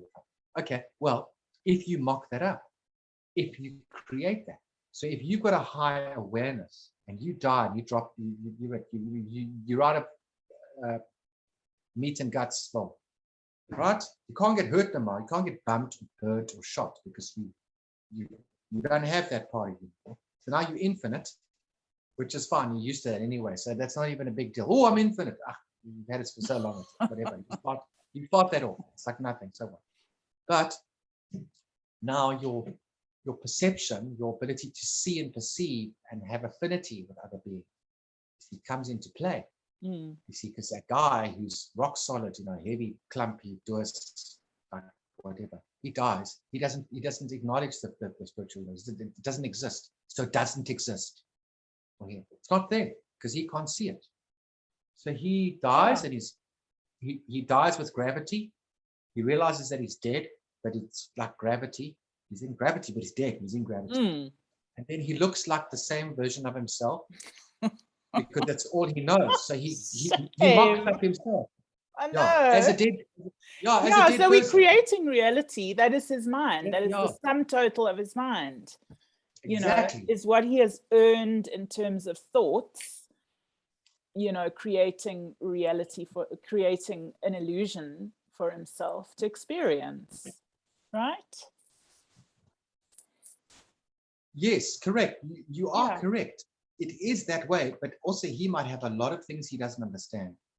He might be very incapable. He might have been very sloppy, and used leverage over people in his life, and you know, whatever. And now he dies and he knows absolutely nothing. Yeah. He knows nothing about nothing. He doesn't understand he doesn't know what thought is. He doesn't know where it comes from or who makes it, or he thinks he is the human body. He thinks that he is die, then it's just blankness. Then he gets blank. So then what happens when he dies is unconscious because he doesn't exist. He says, when I die, I'm dead forever. I don't exist. I'm just gone. I'm an animal. I'm just a Charles Darwin, phenomenon. Okay. He died. He's unconscious because dying is unconsciousness for him.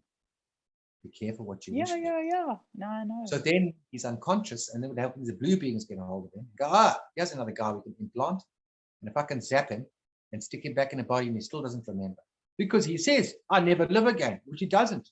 So when he comes back in the next life, he's sure as fuck didn't live before. Yeah. No, I know. Seriously. Yeah, you know. Yes, know. exactly. Of course you know. Yeah, so I mean, The being. my teaching that I've been kind of following is that, you know, consciousness, which is kind of like the information plus the frequency level plus the energy or intention or whatever, creates the nature of your reality. So it's like depending on, it's like what you're saying, depending on what you have known to be true, that becomes the reflection of your reality. So everything goes in the quantum field, essentially. If you think it's so, it's so. And if you don't think it's so, it's not so. So they're both true. Yes. Like if you're die, right, no matter what you say. You're right, no matter what you say. Yeah. But so people don't realize that we are creating, you know, we are actually I mean, I would call it creating, you know, the nature of our reality, the nature of this emanation, or this, what you call illusion, all the time. And so you get to fall asleep. You think, oh, I can't do anything. I don't have any power to create anything. So then you live in either your own created, unconsciously created illusion. And then it's like, well, how did that happen? And then you know, I often teach my clients, I say, okay, you know how when the sun shines through a stained glass window in a church and it creates a reflection on the floor, then you know, you are actually a bit like that stained glass window. You've created a whole picture inside of your mind through your thoughts and beliefs and etc. But you're not aware that you're looking through that. You're just looking at the reflection on the floor, and you sort of like, it's out there, you know, you're pointing to your reality as if it's there on the floor, the reflection, but you can't do shit about the reflection. Then you get mad because you don't like the reflection. So now what are you going to do? Well, you've got to figure out where the fucking reflection's coming from. Okay, it's coming from you. It's a mystery. But so let's externalize this reflection. Let's look at it. This is my job. Okay, there, and your job as well, in your, you know, in different ways. But like, okay, there I am. You know, that's one aspect of me, and that's the reflection that I'm giving off. How am I giving it off? How can I shift it? And then, you know, what reflection do I want to have? What illusion do I want to have? What reality do I want to be experiencing? Let's just say that you were in a relationship. So let me just finish this metaphor. So then you choose, you know, you choose your game, right? And then you internalize it. And then it's no longer, then you have a new reflection that you can engage in. So that's more like a more conscious way of playing the game. It's like, okay, it's coming from inside of you, you're making a choice, you choose, then you have that reflection. Well, yes, the viewpoint of a being can be very narrow. You can have a very narrow viewpoint.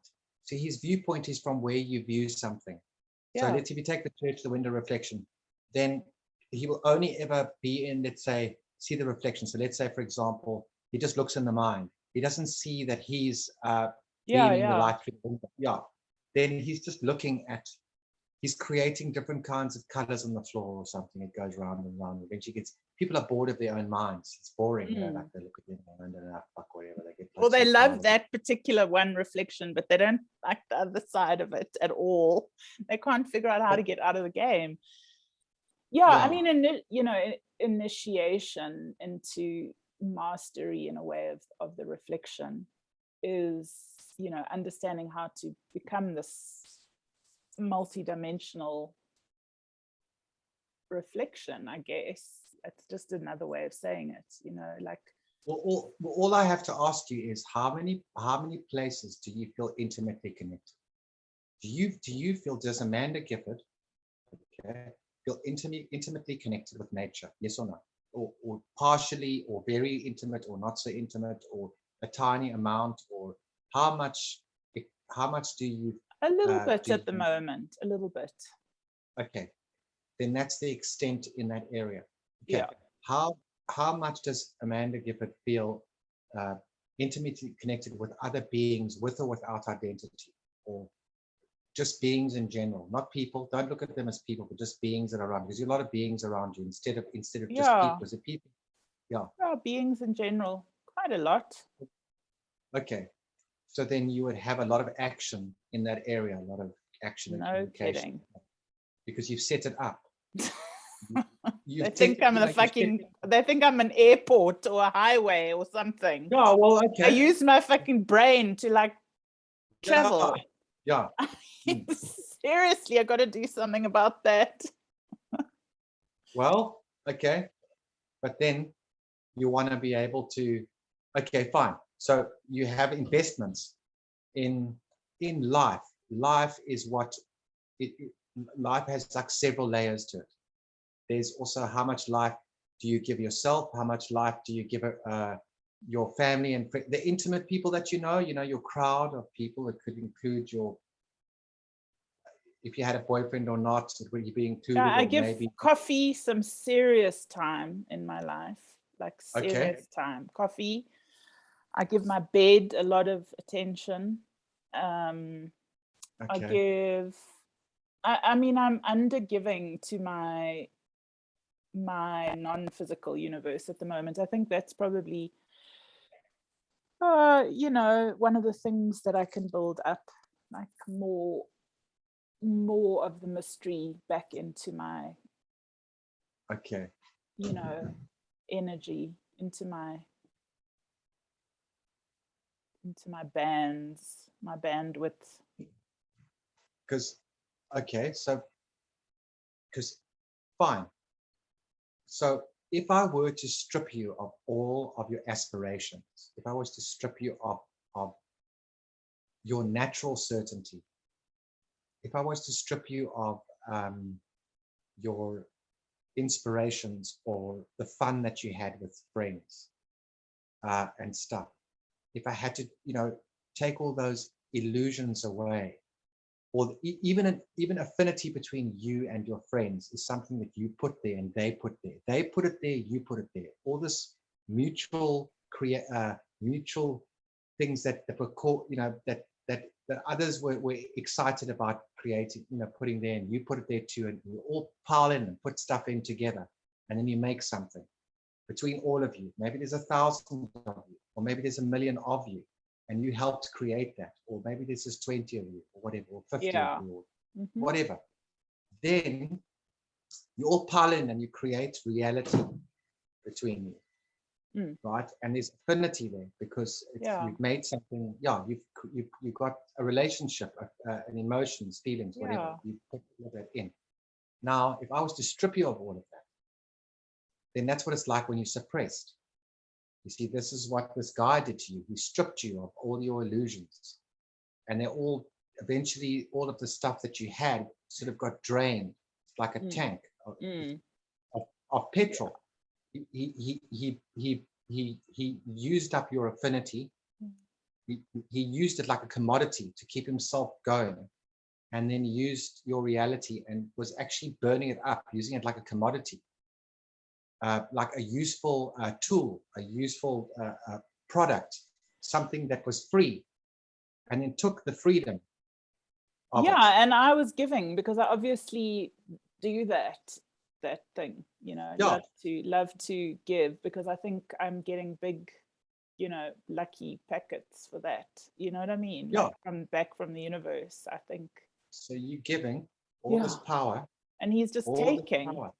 And he's just actually, but not trying to pretend like he's not, trying to pretend like he's not taking. He's pretending. He's like, oh no. Sucking it up. Totally. Yeah, because loving it. Oh my God, loving it. And then trying to pretend like he must reject me now on top of it because he's too scared to show that he actually is desperate for it. Yeah.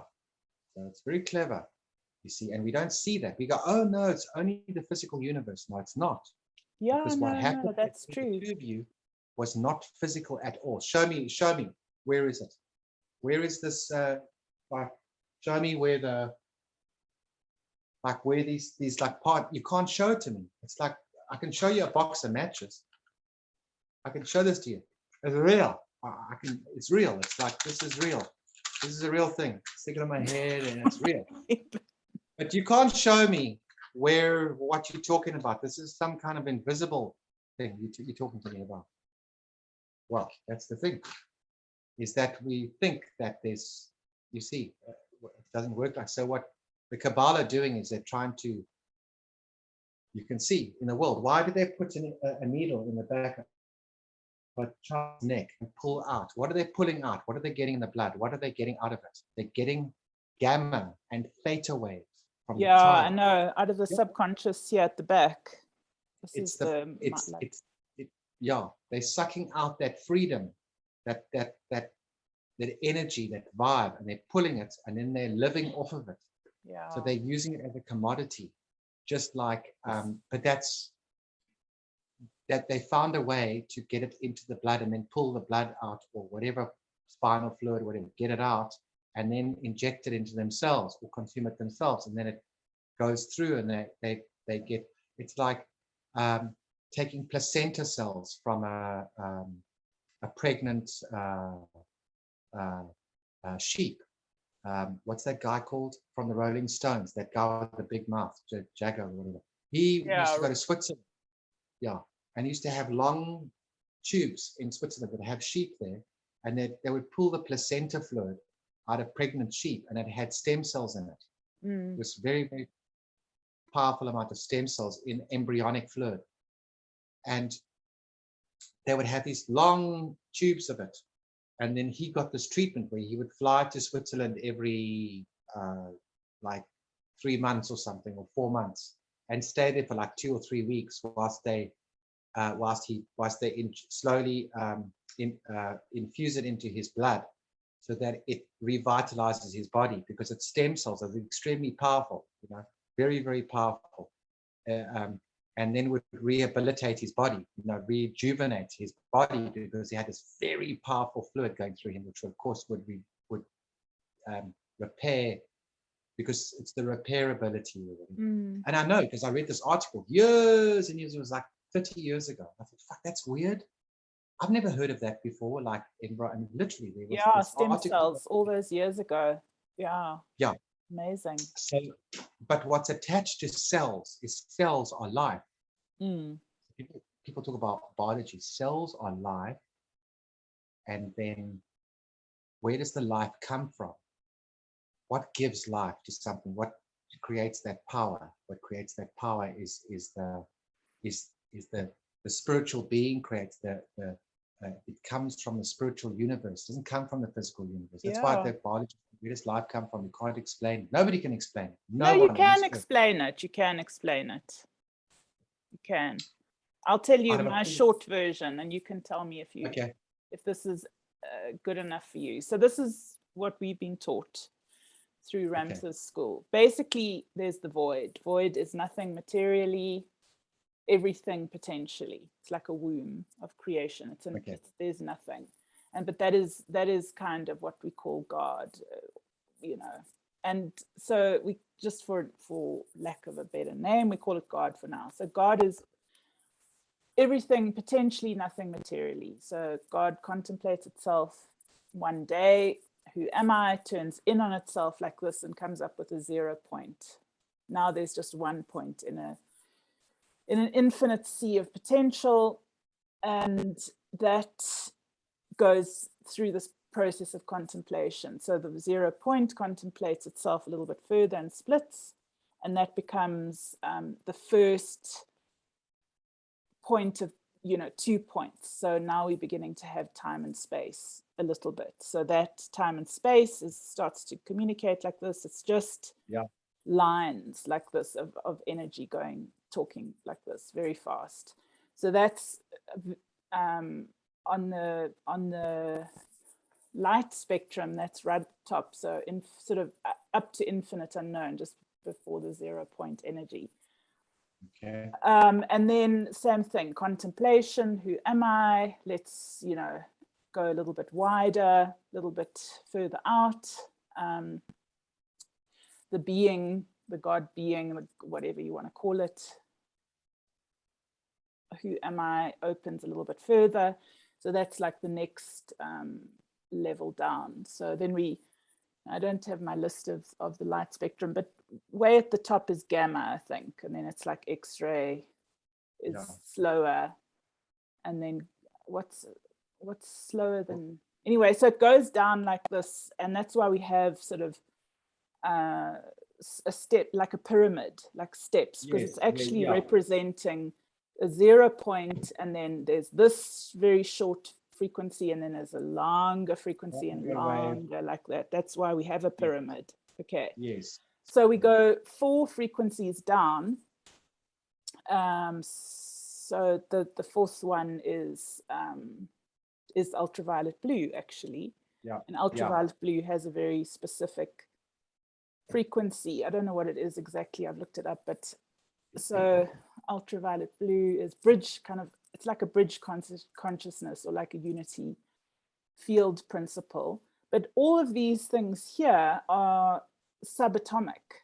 It's before the atom, it's pre-atomic, it's smaller, right? It's the quantum and pre-quantum even. So that is the spiritual universe. And there's those, we're just saying, for example, those 4 frequency bands coming down. Yes. Okay. Yes. To that point, it's still a unified field. It hasn't hit visible light yet.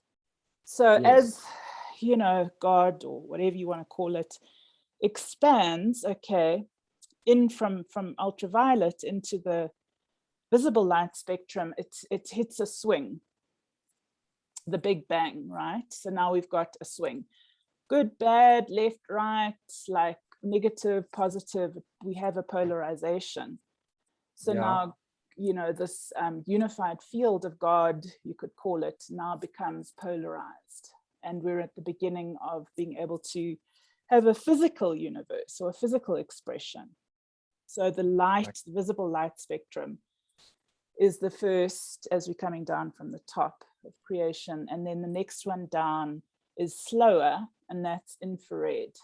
So infrared is slower than visible light, different kind of experience. It's more like a photograph negative of the positive. So you've got the light body, and then you've got like a negative, and then it prints finally into the physical. So the Hertzian field is the physical. So those 3 last levels are, us coming from a light body into an infrared body, into a physical body. So all of those things are emanating all the time, that God frequency, or that God consciousness, into the physical all the time. So when we see like a cell, for example, the center of that cell is the 0 point, and behind the 0 point is that infinite unknown, or the God, whatever, God mind, or whatever.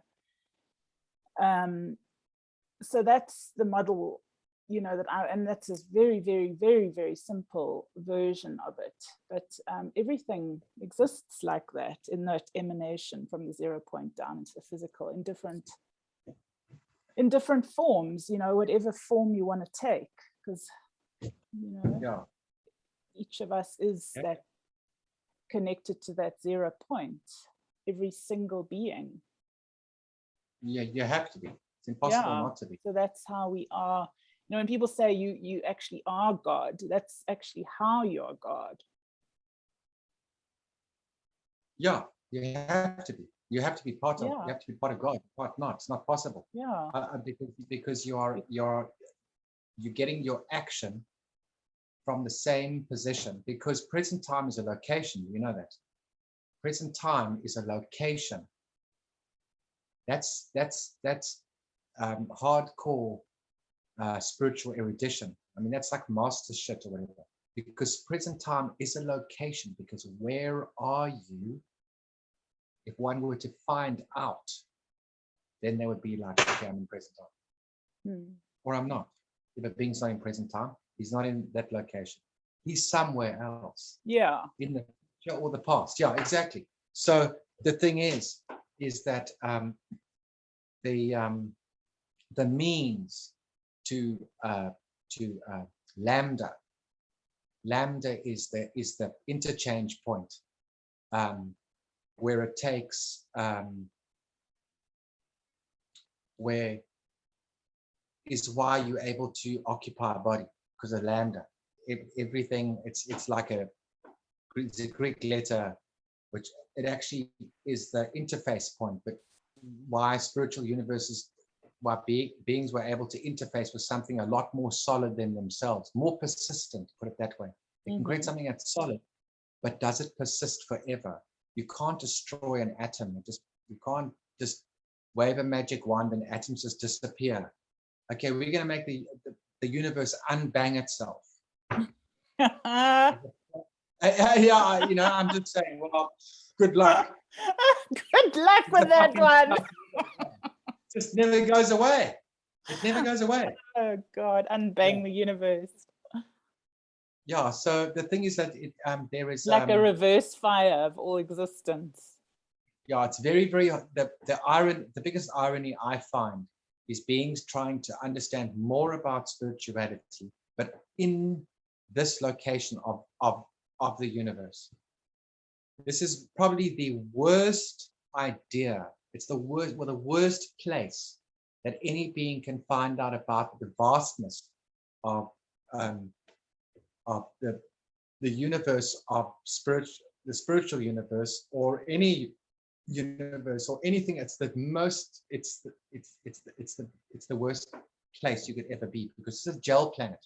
This is designed to make you so solid and so heavy and so overwhelmed, and so many problems in present time, and a cabal that's trying to burn your ass every day. And basically, we are being killed off as we speak on this message.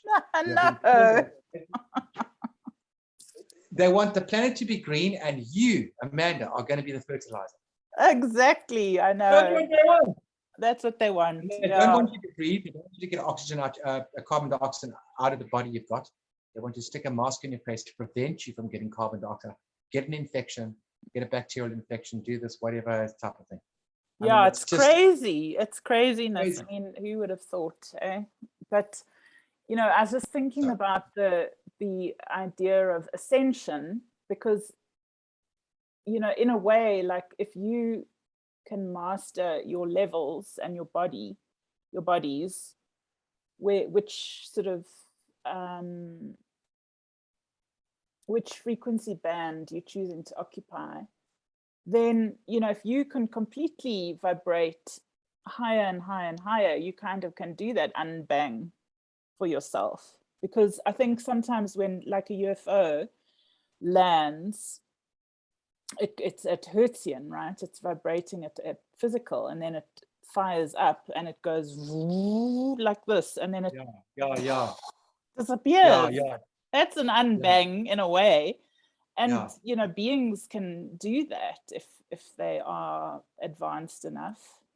Of course they can do it. Yeah. They've always been able to do it. That technology has existed for trillions of years. Yeah, I mean, that is basically who we are. We actually are all those frequency bodies. Yes, we are. To 0.0 and like the other side of 0.0, whatever that is, you know. Yes. If you are spiritually fit, if you're spiritually very fast and very fit, then you can do things like that. Yeah. But there's some people that are not spiritually fit or whatever. The problem that in this universe that in this place that we're in, this shithole, is that beings can actually get so crushed that they can lose themselves forever. They in other words, they'll be trapped in this universe for a very fucking long time, until we're eventually able to get in to help them, to get them out. They're so stuck and so trampled on, and come across one of these vipers that just strips them of everything. It's like just somebody ripping your clothes off and leaving you like. Yeah, and I mean the clothes. cabal, I mean, I don't know how they're going to have to pay for this, because, you know, it's like a lot of work to undo all of this indoctrination. I mean, apparently, you know, I mean, you might know this from all your out of body work, but apparently there are like people that are like dead in Christ, you know, like fields and fields, like realms of people that are waiting for the second coming. They will not be risen, awoken. They are waiting, and unless Jesus comes, they're not moving. No one will move them. And it's like, you know, I don't know, just fields of beings that are just asleep, waiting for something. I don't know what. You know, what they think is the second coming, you know, like that kind of thing. I mean, I'm just kind of using it as an idea, but scary shit, man. Yeah, and that's why you've got to be, you know, okay, use the word sovereign and whatever, and independent and stuff, but you've got to protect, you know, you've got to you have to realize that your universe is paramount. It's so precious. You know, it's not just a motivational speaking exercise here. Like I'm a furious, I'm an extremely aggressive being spiritually. If something is wrong, if something is out, I get incredibly, I like going to war mode over the thing, because I don't want someone to impinge on my space, I create my own time, space. I make decisions and they happen like this. They literally do. I will decide something has to happen, and then the next thing, next one here, she's got headphones. Ask Ash. I'll get Ash on the phone with you. Ask Mickey. She's got a headphone. She's through this glass window here. You can't see it. But if I decide something's going to happen, it happens. I decide I want a recording machine, bang, it arrives at Cash Converters, bang, I buy it. I want to meet somebody or get something done, that person arrives and I get something done. I want Gene Decode to contact me and to get hold of me. I had Gene Decode asking me, please, I really want to get hold of you. It happens. You know, it's like a very coherent reality. There's not a lot of incoherence. So okay, well, you know, that's just me speaking for myself, but that's important to me that happens, because those are my illusions. And when you create a future illusion and it happens, how's that possible? You see, like, oh, look, try and find a psychiatrist that can explain that to you. Oh, well, I don't know what that is. But yet now you've got scientists saying there is something about, some people have this amazing, they can decide something in the future and it happens, whatever. It's not even visualization. It's how, you know, or some strange, all these funny words people use. Forget the words. You make a decision. Well, you're actually creating reality. You're creating the nature of your reality very fast with your mind, actually. I know you don't call it a mind, but it's your focused intent, you know. You don't have many arguments around your reality, you know, cooperating with you. So I mean, it's just you also have to create illusions that other beings can admire. That's the trick. That's the key that unlocks the door. That's lovely. That's beautiful. Beautiful. That's beautiful. That is really beautiful, because in a way, isn't that, you know, really what we are doing for each other? You know, it's like God. I mean, this is just my version of God, but like we're all God, just being a reflection, right? Yes.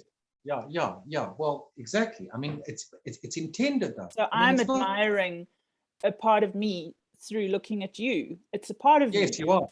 Yes, you are. Yes, you are. You are more than one thing. So you exist. Yeah, of course. Because how many decisions have you made about yourself? How many investments do you have? So you're also being other beings. So that's why I said to you, you are being other beings, because you allow them into you have affinity with them. And affinity is the willingness to occupy the same space as something, as with And so they're in your space because they're in your universe. Actually, you created this universe, a big universe with the regional management of Africa or something. So now you created this as your actual genuine, you made that space. You made it. You caused it. You created it. It's yours. So that's why when I met you, I was like, wow, this lady's got this big universe with all of these beings, that are trying to find their feet or talking, or I don't know what they're doing. They're doing all sorts of things or whatever. But that's amazing. You see, that's a beautiful effect. Beings create effects. That's what they do. They create an effect and they perceive it. There's only two things you can do in this universe: is create an effect and perceive it. That's it. Is there anything else you can do in this universe? No, you can't. Yeah, create an effect and it's interesting because in a way, what I think that maybe why I've been perceiving the effects of my focus, you could say, is because I've been so focused on what is the cabal and who are they and this and that I've literally called those experiences to me. That's why I've had, this whatever different things that have been going on with me. It's because I've been so focused on it. I've been focused on learning about it. Like, who are these people? Yes. What do they do? Like, yes. What is this MK Ultra? What is this, what is this Space Force? What is this? What is that? And I've literally had experiences of all of it. Yes, all of it. Okay. And it's awful. Yay! Great. And I'm done with it. No, that's the problem. Is it's coming in and you think it's not, but sometimes it comes in and goes. Yeah, too much focus on it. What the fuck is that? Yeah. Walk around the whole fucking day with the shit. You can't do that. You can't do that. I send to people. It requires training. You know how much shit I sometimes get into. It's not a joke. It's like you think, because it's not an automaticity that's doing it. It's not like you. It's not your mind that's doing it. It's you that are doing it. You think, oh no, it is. You will pull in. Sometimes you get streams of pictures that come. All starts arriving, and then it's just this fruit salad of shit, and you're like, ooh, like what I put stuff into Africa now, because you've got to be trained to handle it. Because if you want to go and poke a dragon with a stick. No, I know. I'm just young. Absolutely. No, Amanda, really. No, seriously, I know. That's why I'm recovering from some of my adventures, Exactly. And you now are by yourself, and who do you have in order to, who do you have helping you, because you want to do work. You want to do spiritual work. You don't just want to be spiritual incense and shit. You want to dangle crystals, and you actually want to do work. You remote view, put your thing on and get ready. Put your, click your belts together and fire the flipping engine and fucking rock it off. You want to go and do work, but then you must be equipped to take it. If you get involved in heavy metal, you really have to be able to tolerate, because what happens is those beings, they suck. No, I know. I thought I was so much stronger than I was. I was way too. I was totally naive when I got the first time I got really badly. Because what I was doing in some of my work is that I was clearing out reptilian nests and things like that, like whole sections of grid in a way. And I didn't realize what I was doing, because they really decided to come and get me and try and take me out. And not only that, but some of my clients as well. Was terrible. Yeah, that's the thing. So the thing is that I'm just saying, it's either real Like it's a famous session question. Is it real, or it's either real or it's imagined? It can only be one of the two. It's either real or imagined. It's like a 50-50 split. Which one is it? Now, if it's an undesirable effect, if it's undesirable, right? A persistent, like an undesirable entity, or something that's trying to be a possessing entity. Yeah. Now, why do the Cabal use so much sexual promiscuity and drug pain hypnosis, or sex, drug, and pain mixed like a mixture? Sex, drugs, pain, because it's the perversion. frequency, right? They want that frequency, because Right. apparently it's a frequency that opens the gate, specific gates that they're looking Yes. to open. Yeah. What if? So Yeah. they're harnessing that infrared, that lower, the lower band infrared into the physical. So just between physical and, because its sexual energy is quite a powerful creator. Yeah, but the frequency, call it a frequency, the frequency is low enough. They're in the physical universe doing sexual perversion with alcohol, drugs, whatever, okay? Then the beings that can't take on bodies, actually, that are then at that level, which is, this is kind of simple physics, is they also attach themselves to those children. So you get a nice way to, so they can latch onto these children, because they're addicted. They are past people in the Cabal that are dead. They can't take on bodies any longer, and their addiction has to be satisfied. So they have that addiction. Now they are dead, and now the Cabal want other dead Cabal people to suck onto what they're providing for them.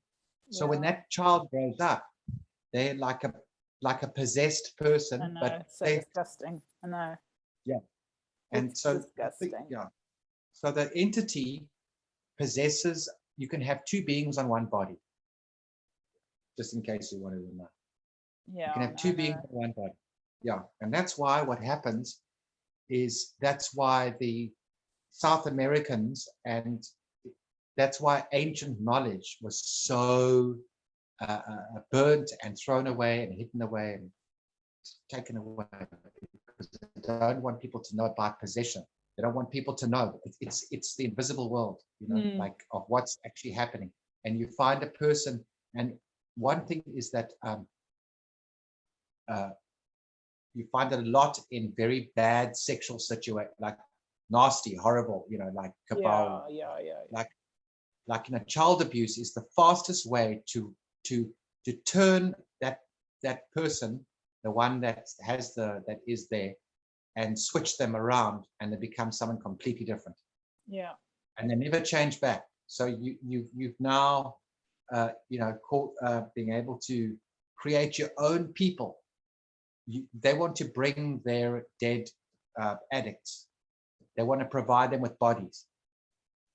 They also kick the being out, the other being stronger and is able to get in there in a moment of dire weakness, of absolute fragility, so fragile that they're scared of being out the body, and then some other being takes it over. It's very hectic. I mean, it's hectic. I actually experienced something like that, when I was at my worst after the end of the relationship and at the beginning of COVID. I was so traumatized and so fragile and so just everything. And I was being like pushed out. It was like a big battle for a while.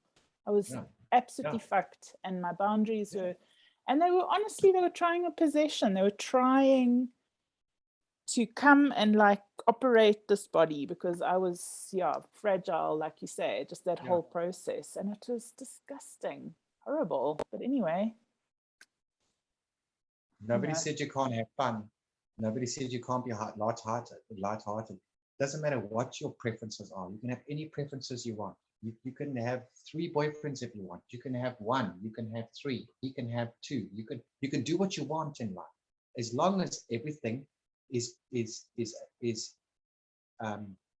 as long as it is a happy, it's fun, it's lighthearted, people are happy. There's no restriction anywhere, any place, any place, anywhere.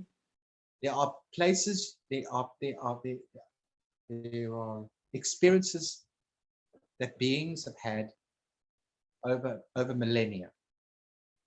And so you cannot take one thing and say, now this thing's right and this thing's wrong. Or, you can't do an assessment. You can't say, well, if the page is upside down, if the page is this way, it's wrong. It doesn't. I mean, work it's like only that. in the physical universe that we judge right and wrong, right? It's the swing.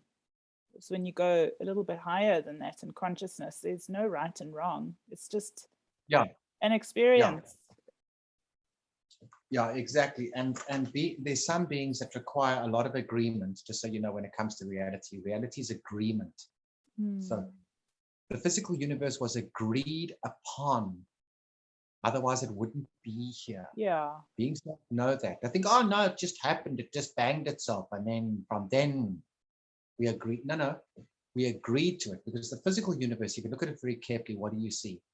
You see many, many, many, many galaxies. Why is the physical universe made up of galaxies? Why is it made up of galaxies? Why? Because it's many experiences, many agreements, right? Exactly. We've lived in all of them. We've done the whole thing. Exactly. So the physical universe is a compilation of many universes. I mean, miniature universes. A miniature universe is a galaxy, miniature, absolutely microscopic, you know, if you take the size of it. So you have all of these universes, galaxy universes. They're galaxies, but they're universes because they were beings universes that then eventually collapsed into one time. They collapsed into one time, and eventually they all collapsed into the main arena. This is over a very long time period, because beings contributed towards a game and doing things together and putting things together, whatever. And eventually, the physical universe was more prominent than their own universe, which was ethereal. And so slowly they depended more and more on the persistences, like this matchbox, things persisting, or the rock, or the planet, the world, the sun. It was persisting, and eventually it became more and more, and eventually they let go their own illusions and creating light bodies and all, you know, the whole not totally permanent things. And then fell into the permanent, and then forgot how to get out. Forgot how to get out, because so now, and you can tell, because like with Mickey, when I did a session on her the other day, she left her body. Being out of your body is easy. It's a piece of pie. It's like walking to the shop and back. It's nothing. And then she ended up arriving. She arrived after I did the same exercise with you, like with the universe and the space and eventually, and you realize that you've made that space. It's not, you know, it's you doing it for yourself. And then eventually, what was enough for her was, and then she looked at when she was standing there, and she realized she could have all the space and everything in it. Then she went back to the previous session that I did. That's why I must finish that one session. I'll find out where you are. I must still run that on you. That will be very useful for you. Yeah, it will. It was extremely useful the first time. I mean, it helped me resolve and kind of close up a lot of things. There were a lot of things that happened afterwards that helped me. You know, it was like, what could you call it? Like, you know, all the hidden things, the covert shit got brought out so that I could see what was hiding inside of my psyche. And then I could do something about it. Good. Cool. Yeah. So it was wonderful. I learned about that when I was 27, 26 or 27. When I was by the Bermuda Triangle, I was there. That's where this ring comes from. This is from the Bermuda. Oh, really? Wow. My God. Yeah. The Bermuda Yeah, I've been there twice. Triangle. Yeah, no, for sure. On the one lower corner of it. Wow. So, Costa Rica is the other one. That's in South America. All those little Yeah, islands. Bermuda. Yeah, all the Bermuda, islands that are and there. Florida, and then it's a triangle. You get Antigua, St. Kitts, Nevis, St. Bart's, St. Martin's, all the little islands that are sprinkled around it, just above the Caribbean Sea. I learned about that when I was 27. I'm now 52. When I was 27, I flew there across the world to go and learn. Wow, that's amazing. It was fucking. And then there's another one I can do after that. So once you completed with that, then there's another one that you do afterwards. Wow. It just even changes it goes click, click, click, click, click, click, click. It undersweeps everything, because it doesn't tell you what to think or ask you. You're just looking, and looking is senior to any kind of thinking you can never do. It's direct, bang, in, out. You know, ask a question, there, gone. And then you have that, you just go there and then you're gone. You go there and you're gone. So being appears and disappears. Appears and disappears. Yeah. Appears here and disappears. Appears from here and then disappears. Yeah. And have to get used to that, appearing and disappearing, and getting information from a location and disappearing, and not being there, being and not being there. Yeah. Because being is a decision. To be or to be, Shakespeare type. So you being, and you can switch it off and switch it on, and so you actually have control over these things. You know, people talk about God. Well, we're in the likeness of God, sure, but God's the game maker, but only in this universe, not in all universes. You know, it's what was set up. So that's why the situation here is that we need to survive through it.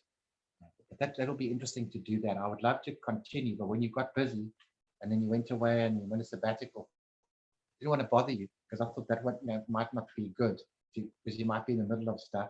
But then I thought, if we just keep going until you feel like, okay, I'm done, I'm cool, I'm good.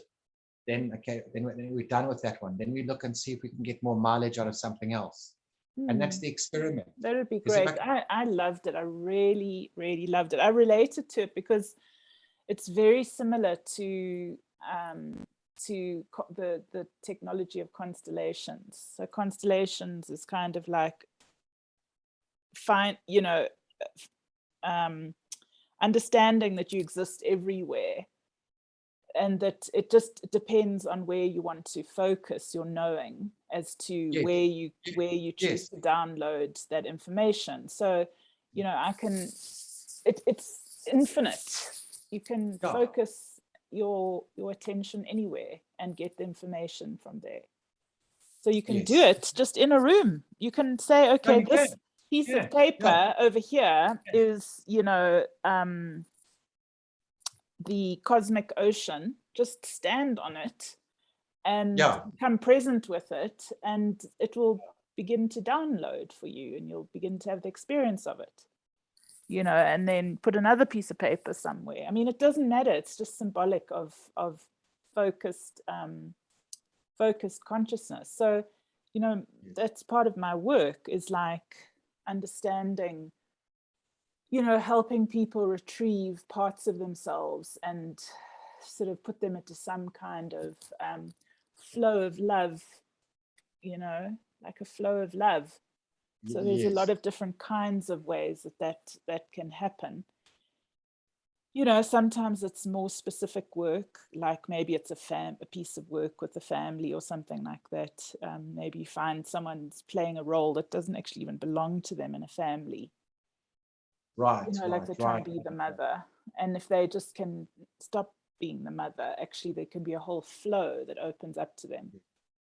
Yeah. But, you know, in the same vein, it's like just helping somebody to retrieve their infinite cosmic self also creates a massive flow. Yeah, that's massive. Yeah, cosmic self is massive because Yeah. there you love aesthetics. So because aesthetics is an actual beingness. It's an idea, like, call it like it's an identity for a being. So beings have different identities, even if they, I mean, yes, if you're not physical, but they still assume beingnesses. So some beings want to be angelic. They want to be all-knowing, whatever. So they invest themselves at that level. And some beings are like, oh fuck, I can't do that kind of shit. I'm gonna fucking time for that shit. I want to get onto the bar and drink beer. So that's what they do to infinity. They're in and out of bars because you can be. You've been the same arsehole for 5,000 lives. Jesus Christ, can't you think of something new? No, well, you want to live your life as a human being with a dog, go down to the bar every, like 3 times a week and whatever, and that's what you want to do. And then you can do that forever. You see, everything is forever. Never think you're going to run out of foreverness. You can be a human being forever, or you can be, whatever version of existence. Because remember, we're dealing with existence now, because human beings are only something in existence. Because I don't deal with life, a life, whatever. You can't help a being by talking about life. A being thinks in terms of forever. So if they hurt, or they feel like they're going to be hurt forever, and they're never going to get rid of that hurt. It's like forever. So that's true. They're like, oh, you know what I mean? My God, get a stop! I drove, freaked out. So that's the whole thing. Or cross forever. That's why people commit suicide, because they think that it's never going to end. Honestly, or why people take drugs, because the pain is forever. So they take the drugs. People take drugs because drugs work. Like that's the biggest problem. And I mean, the thing is that through my work, I can actually look at a person and see the grid that they're occupying. Like I can just see, okay, you're busy occupying that grid with that information and whatever. Let's just ask you where you want to be, because most people don't focus on where they'd like to be. Yeah, they don't. They don't get asked that question. They just think. They don't even think about that. That's too big to ask. What am I supposed to say to you? Maybe. Oh, I don't remember. I say that life's like a ping. Maybe we used to play ping. Machine called with the steel ball, and you got the flippers. Ping, and it hits the steel ball. Yeah. Like a pinball machine. With the flippers. Yeah. You can only control so much. So guys like, you're crazy. Like what I should be doing with my life. You're like a ball in a machine. It hits you and it goes, and the machine bounces the ball here and it goes through this little thing. And he can't even keep fucking track of the thing. It's like a ridiculous question, but it shows you that, But when you can see when someone's ready to, like, so sometimes just like someone needs just a space holder change. Like, okay, I want to be here and then I want to be there. Like I want to move out of my marriage. I want this, I want that. And it's kind of like on the same frequency band. But other times you can see when people are ready to sort of move up the frequency, like that. And then they're more into, when they're ready. I mean, most people, they love that. It's like introducing love back into your being, or introducing your being back to yourself. Yeah, because you know that you're part of others. You see, you're in there. You're in there. You see, that's why you reach so much. Why you are so. Okay, maybe it's the wrong word, but yeah, or why you help to organize others, or helping others, or whatever. because there's so much of you invested in those others. So they are partially you.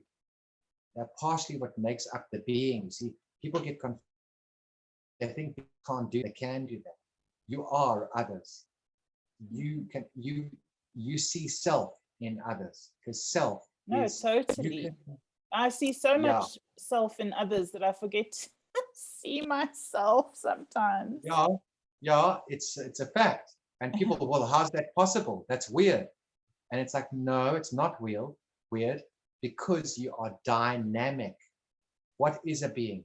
I mean, ask yourself, what is a being? Like, what is a spiritual being? What is it? Like, what is it made of? It can't. A being is it's frequency, consciousness, information flowing into reality. A being can create everything. It can create anything it wants, but it first has to assume the viewpoint of the thing it's going to create.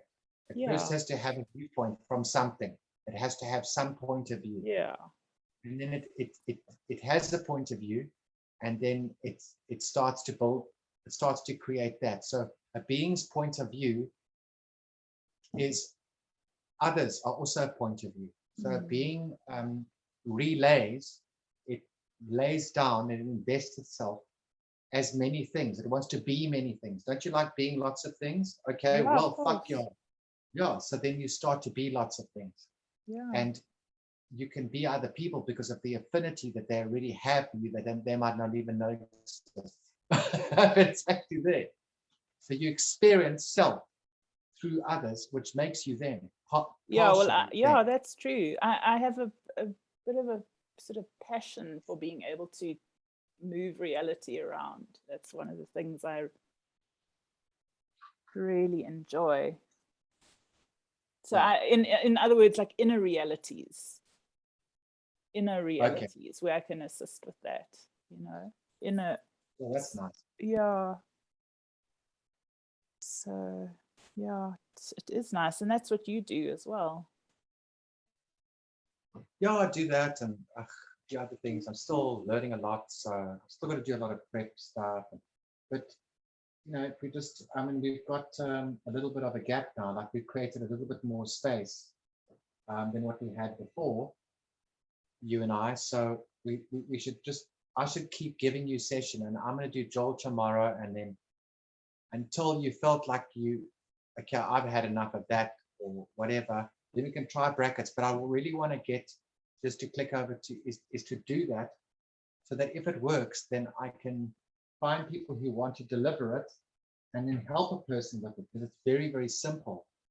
And then, but I just want you to be able to keep some kind of control over it. So it doesn't, like I said, doesn't just disappear into the sunset.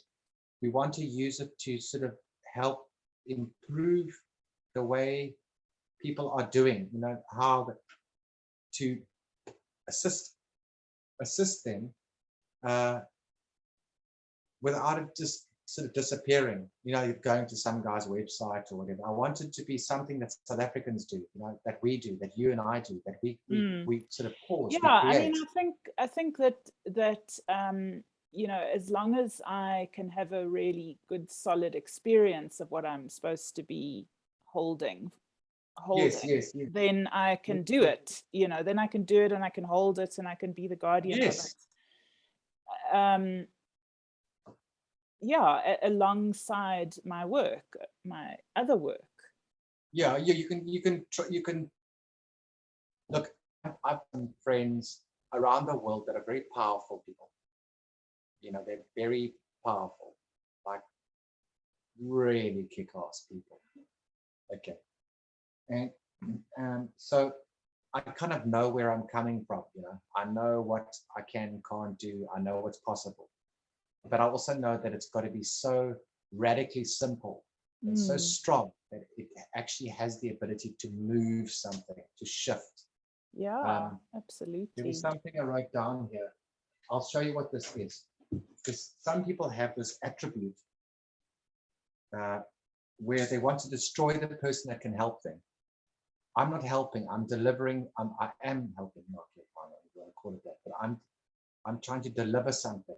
I'm trying to give you something, you know, that you can have it for yourself, and then you can give it to somebody else. And you're a good person, but you keep track of a lot of stuff. And I can't keep track of the kind of stuff you keep track of.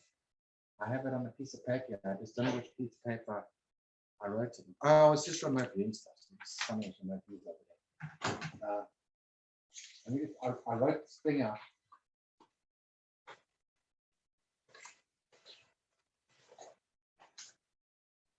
One thing you can do, definitely, is do the whole, like really spoil yourself. Yeah. Just do this amazing bubble bath, lay all the candles out, make the whole place absolutely amazing. Even if your friend does it with you or helps you to do it, or you do it at her house, or you know, you just, or someplace, and you just really go to town on really giving. Like, what would you do for somebody, for your best friend? What advice would you give them? It's a very, very good, that's a session question. Do you know that? What would you advise your best friend if they were in your, what would you tell them to do? Yeah. You know what I'm saying? Yeah, definitely. You've got to try and give that to yourself. And you say, oh, no, I haven't got time for that. No, well, maybe if you just did give it to yourself, maybe that would be quite cool. But make sure you go to make it really special. Get like 25 candles or something, lend candles, do whatever. Get stuff from the garden, put leaves all the way around and everything. Create an illusion. Do something for self. Something for self, as self and by self. Do something for self, as self, and by self. Okay. Makes sense. It's beautiful. Cool. Good. Thank you. And the last thing, that comes from ultraviolet. That's for you. Beautiful.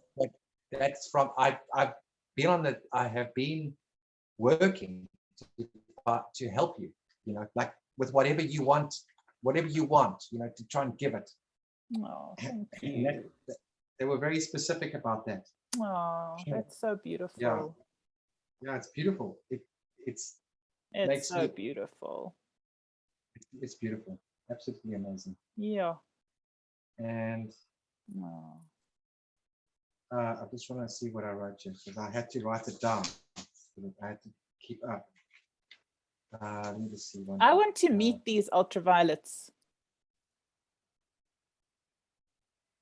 I think one day you will. You might end up doing that. You may end up doing that. Yeah, I just have to keep focused on ultraviolet, my own ultraviolet frequency, and then I can visit. Yeah. You see, there's some people on this planet, they know they're not from the human race. I mean, not they know that they aren't part of. Yeah, no, I'm definitely not. Not.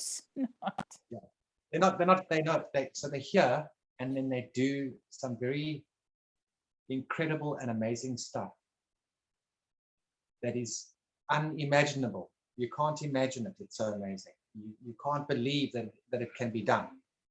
They do things that are unbelievable, and then it's unbelievable. And then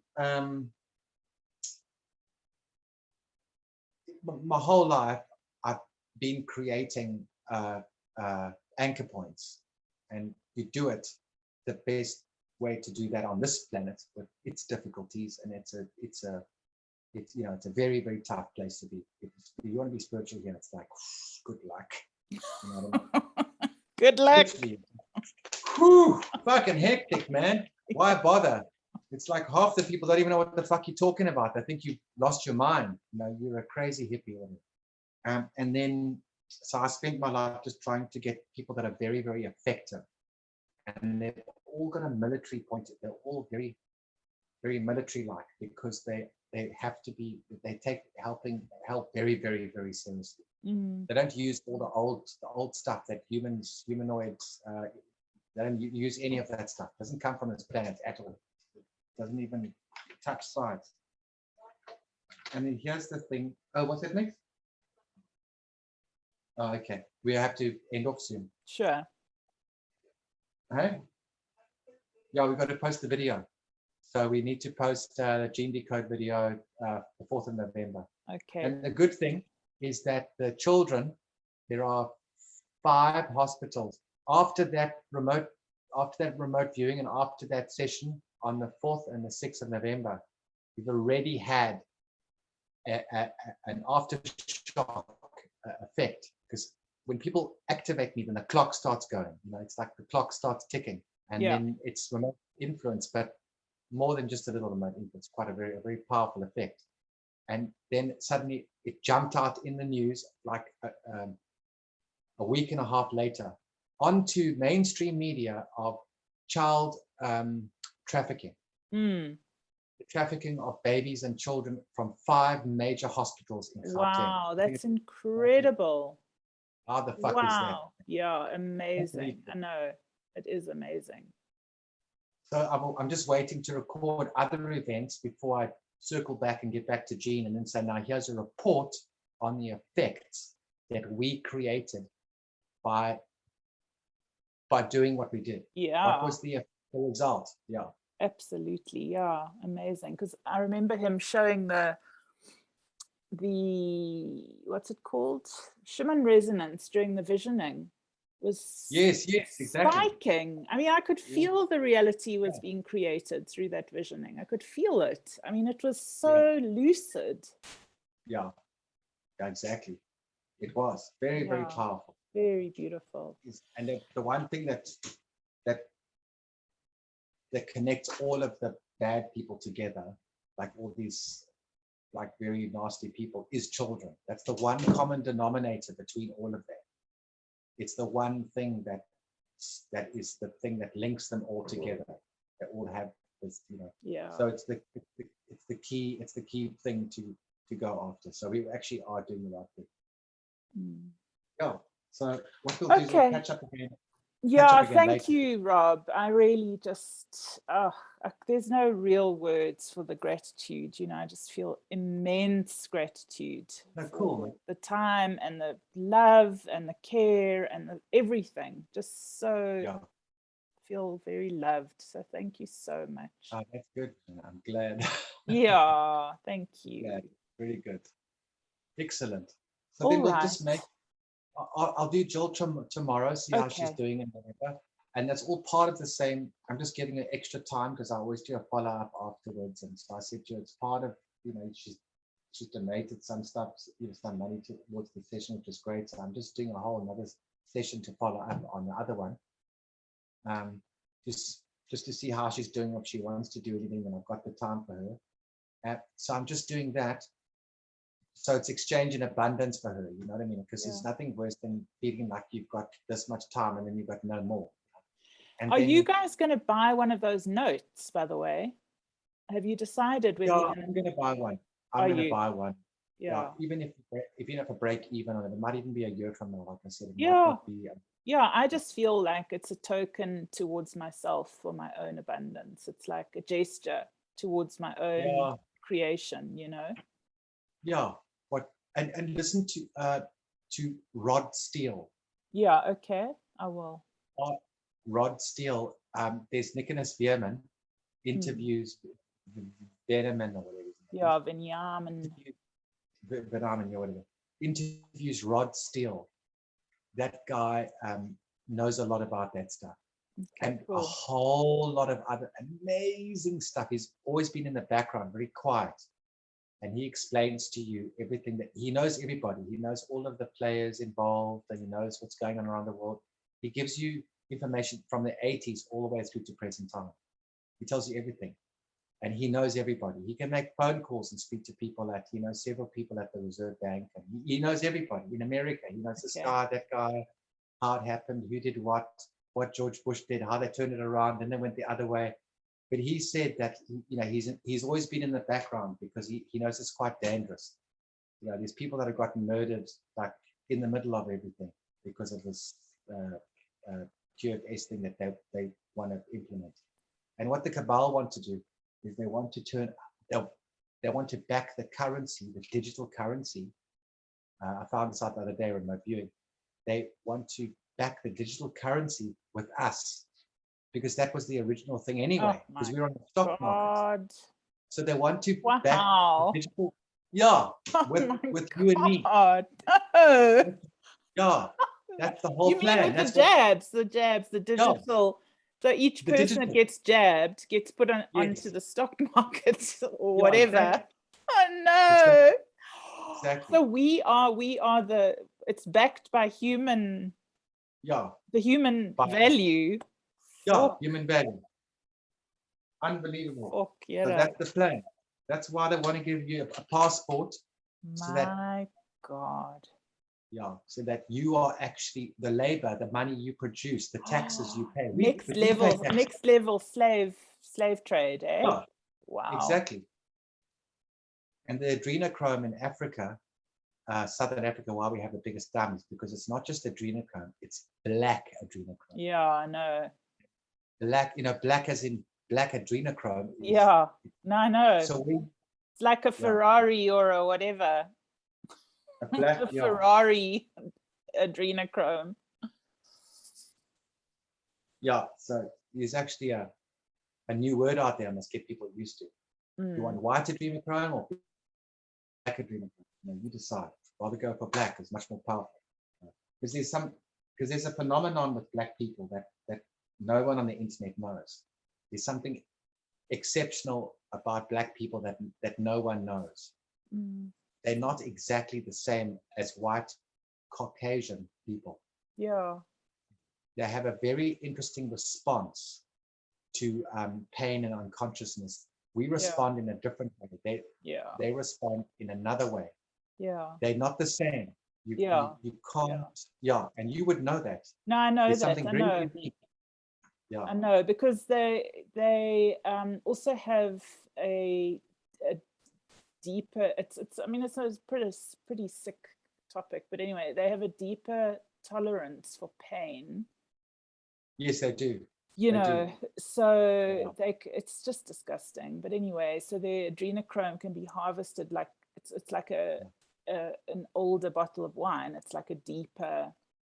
Yes, that's right. Adrenaline, right. You know, it's not really nice. So it just shows you that we are the currency, and so it's going to go from the petrodollar to us because the petrodollar is the oil, the crude oil that they're using for the money. My God. So that's actually the whole idea. That's why they have to do it, because they cannot do they can't do the New World Order without registering all of us, because as soon as you inject somebody, then they're your property. As soon as because that means you're on the medical system, which means you get your tag and then you upload it on the matrix, on the cloud. That's the Lucifer race thing. That's what that's all about. Is to be able to track you. Yeah, because you have to be discovered. They have to discover you, and you can't be discovered unless